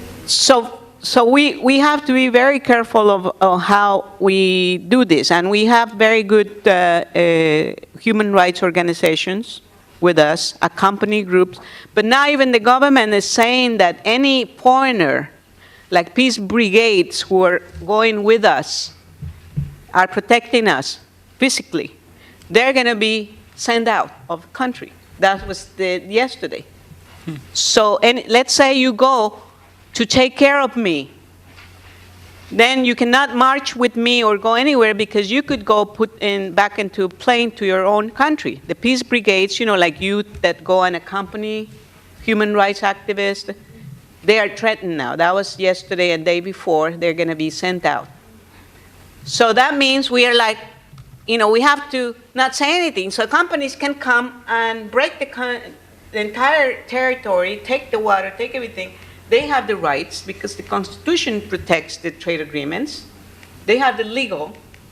They can fine the country for not observing investment. There are chapters on this. They can be put in CIADI and different WTO and fine countries for not complying. So meaning we are on the way of business. So they want the country with no people. And so what are the people are going to do? Going where? When you're building a wall in the United States so nobody can come here, cities, we're not industrial country, we're agricultural country, we're attached to soil, to land. This is our nature. Mother Nature is sacred. It has another relationship. It's not about items or business. So it's a very desperate for entire communities. I don't want to individualize this. It's not about me. It's communities threaten the life of communities, of people, entire groups. So I just put that an example that when we have opposed the trade agreements, they have went and raided our homes, took computers, took information, took everything as a way of terrorizing. So the state is the terrorist. The state terrorized its own people. So it's a very different concept. Maybe you don't have it here, although you have all these hearing, they have all these, they're observing what you read or whatever. I read that, they know even the underwear that we have for the day, or I don't know, they know everything from the conversations we have on the phone or email so anyways. The other thing about self-determination and the 2020, if there were binding obligations, we are in a declaration of Medellin where civil society gathered because there was a business and human rights in Medellin recently. What we're asking is a court to judge, criminal court to judge companies. So binding rules, obligations to this. But now it's like whatever they decide, social responsibility, the business are just, laid back. So if you're asking me what perspectives in this 2015, we want binding rules for companies, obligation, responsibility, not symbolically written like they have our law. So thank you. So I guess that's, the question for me was about whether my comment about economic democratic participation in the economy would hold in Egypt as it would in another context. So let me start by, I guess, addressing the assumption, which is that in a country where the state is not central and not undemocratically led, that this makes sense. And in another state where the central government is the problem, you can't do that. So two things. In most contexts, the state owns the nation's resources, and that's certainly true throughout the Middle East. And it was no less true in Libya than it is in Egypt, despite the fact that most natural resources have been privatized in Egypt, actually more than they were privatized in Libya. The major distinction, I think, is about when we think of the eastern province of Libya, which was much, much less developed than the rest of the country, and that was mostly because of internecine conflict that involved Muammar Gaddafi himself. So that's the first point. The second point is that the problem with moving from a centrally controlled economy, as is the case, again, throughout the Arab world, whether they be in monarchies or republics, is that that transition is not happening in a way that is loosening the grip of government. Instead, it's happening in a way where those suddenly the public wealth that's benefiting public servants is now going to private hands, where those public servants have private entities as well. Does that make sense? So that the government, these political elites obviously have private enterprises and their crony capitalist counterparts who are benefiting from them, be they their siblings, their cousins, or their immediate network. And so that transition was not happening in a way where the government grip has been loosened in a way that suddenly was immediately democratic and open to a nation, but just shifted into privatized hands. The third is about Egypt specifically and the role of the military. The military has always had a close relationship to all ruling governments, especially since the 1952 coup. And so even though the Muslim Brotherhood, which was the first democratically elected government in Egypt last year, was brought to power, the Muslim Brotherhood maintained its relationships to the military, and in the constitution, its very controversial constitution that it rammed through and onto its population, it retained the privileges, the economic privileges of the military within that constitution, and what they had jurisdiction over. So this isn't an issue about military governance. To the contrary, the military in many ways was seen as representing a deep state, almost comparable to the way it does in Turkey. And so that this transition and even a democratic government didn't work to complicate that relationship. And so then what, right? Then what if this is the situation? The problem is that these are centralized governments. The way to deal with those authoritarian regimes who are obviously benefiting themselves without equitable distribution is not to democratize the economy as an answer, because then you have the worst of both worlds. You have no democratic representation. You have an absolutely dismal economy and a growing gap between rich and poor. And so, but the response to that has to be with us reevaluating, frankly, our Middle East foreign policy in toto. Right? Eso, exactamente. So, our Middle East foreign policy, Egypt is the second largest recipient of U.S. aid only after Israel. And the reason it receives that aid is because of its treaty with Israel. It's 1979 Camp David Treaty.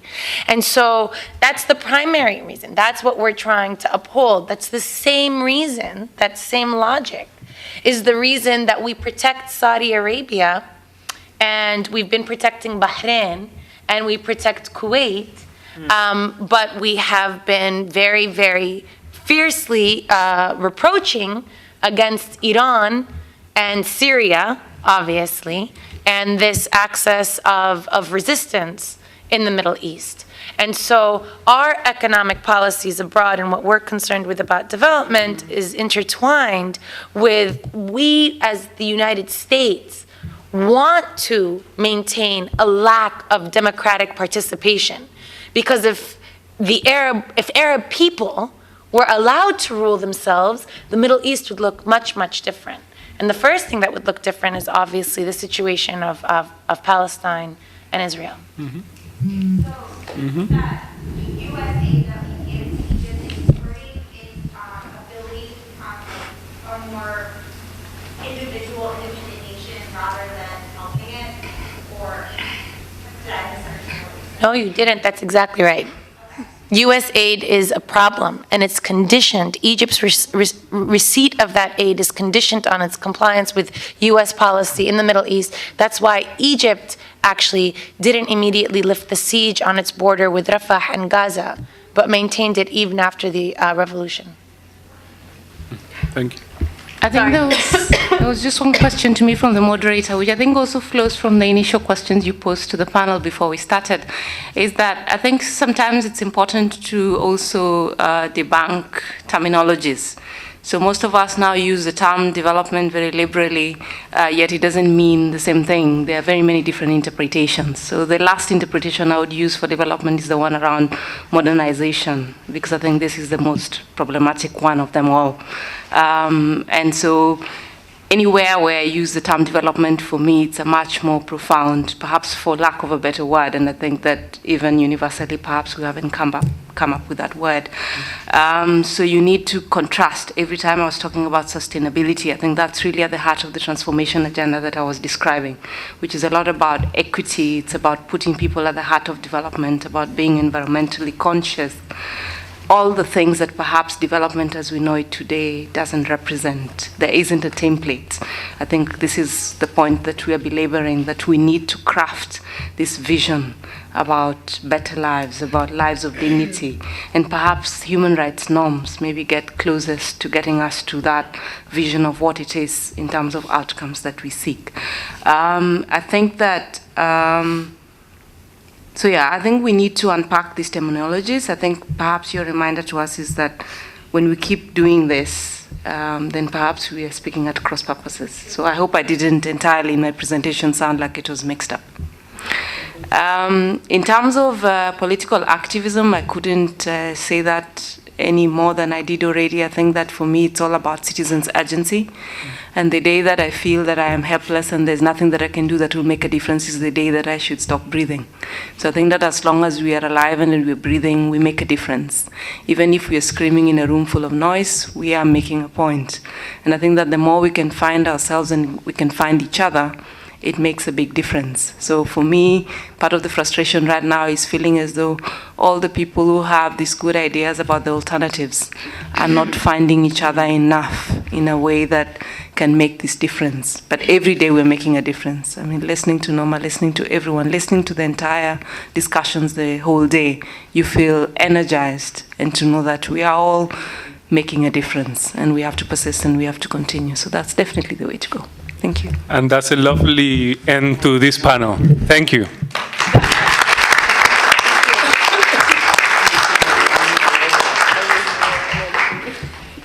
We still have an ending, about 20 minutes more on this. Okay, I know you're all tired. It's been a long, but I have to say a really exciting and rich day of amazing conversations. And though we're shrinking in the room, the people that are watching live streaming all over the world keep growing because I keep getting emails from people from every corner. So just remember, it's not just the people in the room, but everywhere that's watching it. So I want to take a few minutes and thank a few people before I hand it over to Abena Busia, who's going to do the final closing for us. And so before she comes on, I want to say that this event and the whole day was supported in large part by different offices at Rutgers that help pay for airplane tickets, the room, the food, and all of this. So the first is I want to thank the Office of the Executive Vice President for Academic Affairs, Richard Edwards, and Karen Stubis in particular, who really pushed to get us resources to be able to do this event. Douglas Residential College, Dean Jackie Litt and Karen Alexander, not just in terms of resources, but really a true partnership of CWGL and Douglas Residential College with volunteers, with classes, and I mean, then anyway, and I think it's going to be a partnership that's going to grow as we move forward. So I want to especially talk about that partnership. The Center for Global Advancement and International Affairs, the Global Health Biennial Theme, and Joanna Rogulska, who also helped support this meeting. The Undergraduate Academic Affairs Office, and Greg Jackson, who's the head of it. I want to especially thank the Office of the President and President Robert Barchi, who came this morning to open the event and gave us a welcome in the morning, but I also want to especially thank Dr. Francis Barchi, who has been an incredible supporter and has helped us in many ways throughout this process. I want to other than these offices at Rutgers, the donors that fund the center, and I'm sure some of their funds also got used for this event, Ford Foundation, and I don't know where LaShawn Jefferson is, but our program officer, who's a very amazing donor and friend, the Foundation for a Just Society, another foundation that remains anonymous, Rutgers University, and the Institute for International Education. I want to thank all our speakers, and I'm not going to name them since you've seen them, but many of them have traveled from very, very far to come and share their wisdom and to help us think through these issues. So our speakers are amazing. The participants who are in the room and live streamed and who were here before, thank you all for coming to make this a very rich event. We also had quite a few, and I'm not going to name them because the list is too long, but we had faculty ambassadors, and these were faculty who agreed to be ambassadors to this event and assign this to many of their classes, have homework assignments, and also try to promote this event throughout Rutgers so that we can get more students involved. And so on our website are the list of amazing faculty ambassadors. Many of them are still in the room. Last but not least, I want to thank, no, actually not last. All right. I want to thank our staff. And I'll start, and one thing I want to remind those of you who don't know us very well, we're really tiny. And so we pulled off an amazing thing with a very small group of people. So I want to start by thanking Savi Bisnath, our Associate Director, who you saw before. Amari Vorastegui, over here, our Administrative Director. Lucy Vidal, over here, the Communication Director, who did all the tweets, all that stuff is her genius, and including the poster, and I mean, I can't even go on through all the stuff that she's done. Zareen Hamid, who's over here, our program coordinator on gender-based violence, who jumped in and, organized volunteers, did all this stuff. Aretha Oliver Creighton, who's over there, who literally joined us 2 weeks ago and was put in the middle of organizing all of this. So it will get calmer soon, Aretha, I promise. And Margot Baruch, who was on our staff until 2 weeks ago. I'll still thank you. She's now gone over to the Douglas Residential College. I don't feel bad about it. It's good. But Margot really helped coordinate so much of this. Any of you who traveled and all of this know how much Margot has done. Margot was invaluable to this process, and I wish you luck, and I hope you come back and visit us tomorrow. And now, last but not least, we had an incredible number of volunteer students who really helped pull this together. As I said, we have a tiny staff, but we have amazing students who come and do all the stuff. So I'm just there's quite a few of them. I'll name them. Leyland, who actually doesn't even go to school here, but just came, oh, there she is. Leland, I said the wrong, who doesn't even go to school here, but decided to come and spend a month just volunteering for us just when we needed it. So we're very happy. Aparna, I don't know where they are, they're somewhere. Sri Devi, Srivida, Mariel, Anya, and Dina. And I think those are just the ones I have the names of. There are probably more who've done a lot. And so I just want to thank everyone for all the work that everyone has done to put together what I think was an incredible one-day symposium. And so I would like to ask Abina Busia to come up here.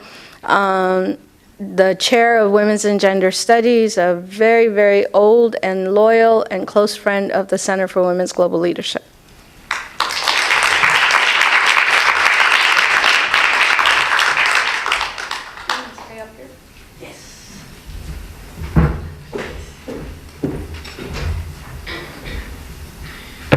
Good evening, die-hard people. I'm glad that you're all still here, and yes, I am a very old friend of the Center for Women's Global Leadership. I'm very proud of having been on its advisory board since before day one, and I'm still here. I am also the chair of the Department of Women's and Gender Studies, which is very proud to sponsor anything the Global Center does. So I'm here to do one significant thing by way of looking back and looking forward. An Igbo proverb tells us, if you can't tell where the rain began to beat you, you will not know when the sun dried your body. That is to say, if you don't know your past, you cannot articulate your future. This whole day has tried to keep us mindful of that truth. We have to know what led to Vienna and what came out of it before we can understand the work we need to continue to do. In many respects, it would have been easy for the center simply to look back on, a glorious past. Look what we managed to pull off. But that's not what today has been about, because the center is not ever about that. The center is about the work we have to do. And today has been to let us understand what we did so we can know how to continue. And we, I think, all agree that has been done very well. However, some of the people who made Vienna possible, are here with us. However, others, two in particular, are not.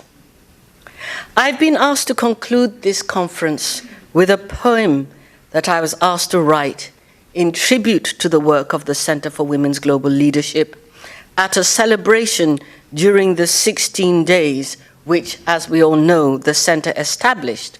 The occasion was a candlelight vigil organized by the Canadian High Commission in Accra in 1995. It was the 6th of December, the anniversary of the Montreal Massacre, which falls in that 16 days. And they wanted to honor those women, as well as those people who work to ensure those violations do not continue to happen, women like those of us in this room.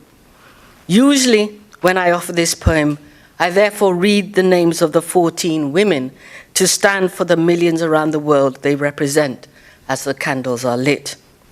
However, today, I want to read only 2 names and ask Charlotte Bunch and Radhika Balakrishnan, the founding director and the current director of the Center for Women's Global Leadership, to come up here, please, and to come and light candles of remembrance for 2 of our colleagues.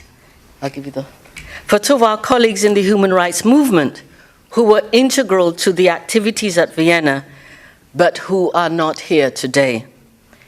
And given the work that we do, we must celebrate that these 2 women passed away in the security of their loved ones, especially as one of them in particular had faced death threats against her for the courageous work she did. However, given the realities faced during the work they do and the sustained pressure and toll that that work takes, I feel I must mention, given the importance of health security for all of us, that they both died of cancer, one of ovarian cancer and the other of breast cancer. I think we must also take knowledge of that and think of what it means.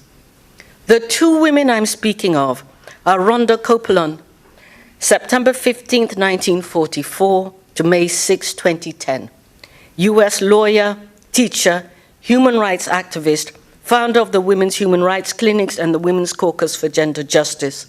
Her work changed the legal landscape for human rights defenders, bringing recognition, for example, that rape was indeed an act of genocide and that states could indeed be held accountable for acts of terror. The list of what she did for us in human rights law is endless. But she is, however, probably most famous for bringing to the Supreme Court of the United States Harris versus McRae, the law trying to overturn the Hyde Amendment and restore the right to use Medicaid for abortions, a case which she lost on the same day as she won her greatest landmark case, Filatiga versus Peña Irela, a ruling that upheld in US law the principle that victims of human rights abuses committed abroad could indeed have recourse to US courts for protection and redress, even when the perpetrators were acting on behalf of the state, in that particular case, the state of Paraguay. But as I said, her work and that law changed so much for human rights defenders and has enabled people to bring to justice cases against state actors and state perpetrators in the United States. It was a fundamental sea change. The second person is our friend Sunila Abeyesekera, September 4th, 1952 to September 9th, 2013. We lost Sunila just a little under a month ago. She was a woman who worked tirelessly for 4 decades, fighting for sexual rights, economic justice, and above all, in a home country racked by a long-standing civil war, tirelessly and at risk to her own life, defending the rights of victims of military and state violence in her home, Sri Lanka. It is often pointed out that though a member of the majority Sinhalese community, she understood the claims of the minority Tamil community, yet she never lost sight of the fact that militarism is an equal opportunity violator, and with true courage held both sides of that brutal struggle to account. That is to say, she called the Tamil Tigers to account, just as she did the Sri Lankan government, for the crimes they committed in the name of rights they claimed for themselves, to the exclusion and in violation of others, who were invariably women, children, and the vulnerable. She walked the streets of her communities in Sri Lanka, as well as towns across South Asia, where she saw vulnerable people whose rights needed defending, and then haunted the corridors of power in places like the United States nations, telling their stories until her agitation forced them to listen to her voice, whether she was speaking or, as she so wonderfully did, whether she was singing. So today, we light our candles in honor of those 2 intrepid human rights defenders whose physical presence we miss today in this room, although their spirit lives on. Let's light a candle. Let's light another candle for old women, rejected wives, and all women powerless and silenced, whose children have forgotten the ones who gave them birth. Let's light a candle. Let's light another candle for childless wives, violated women, and all women scorned, whose brothers have forgotten the same mothers they mourned. Let's light a candle. Let's light another candle for women mutilated by parents, battered by partners, all women killed by laws of custom, whose families hold sacrosanct such cultural practice. Let's light a candle. Let's light another candle for comfort women, ethnically polluted women, all women brutalized by rape and sanctions of war, whose states have abandoned them, displaced, seeking refuge. Let's light a candle. Let's light another candle for girl children unmourned in death, oppressed in life, all girls unborn to life, whose people place no honor in girls. Let's light a candle. Let's light another candle also for warrior women working for women, all females, all feminists, all sisters in spirit. Let's light a candle.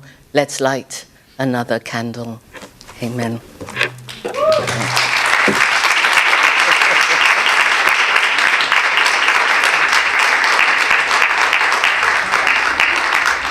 Thank you very much, and that will conclude our symposium. Thanks so much.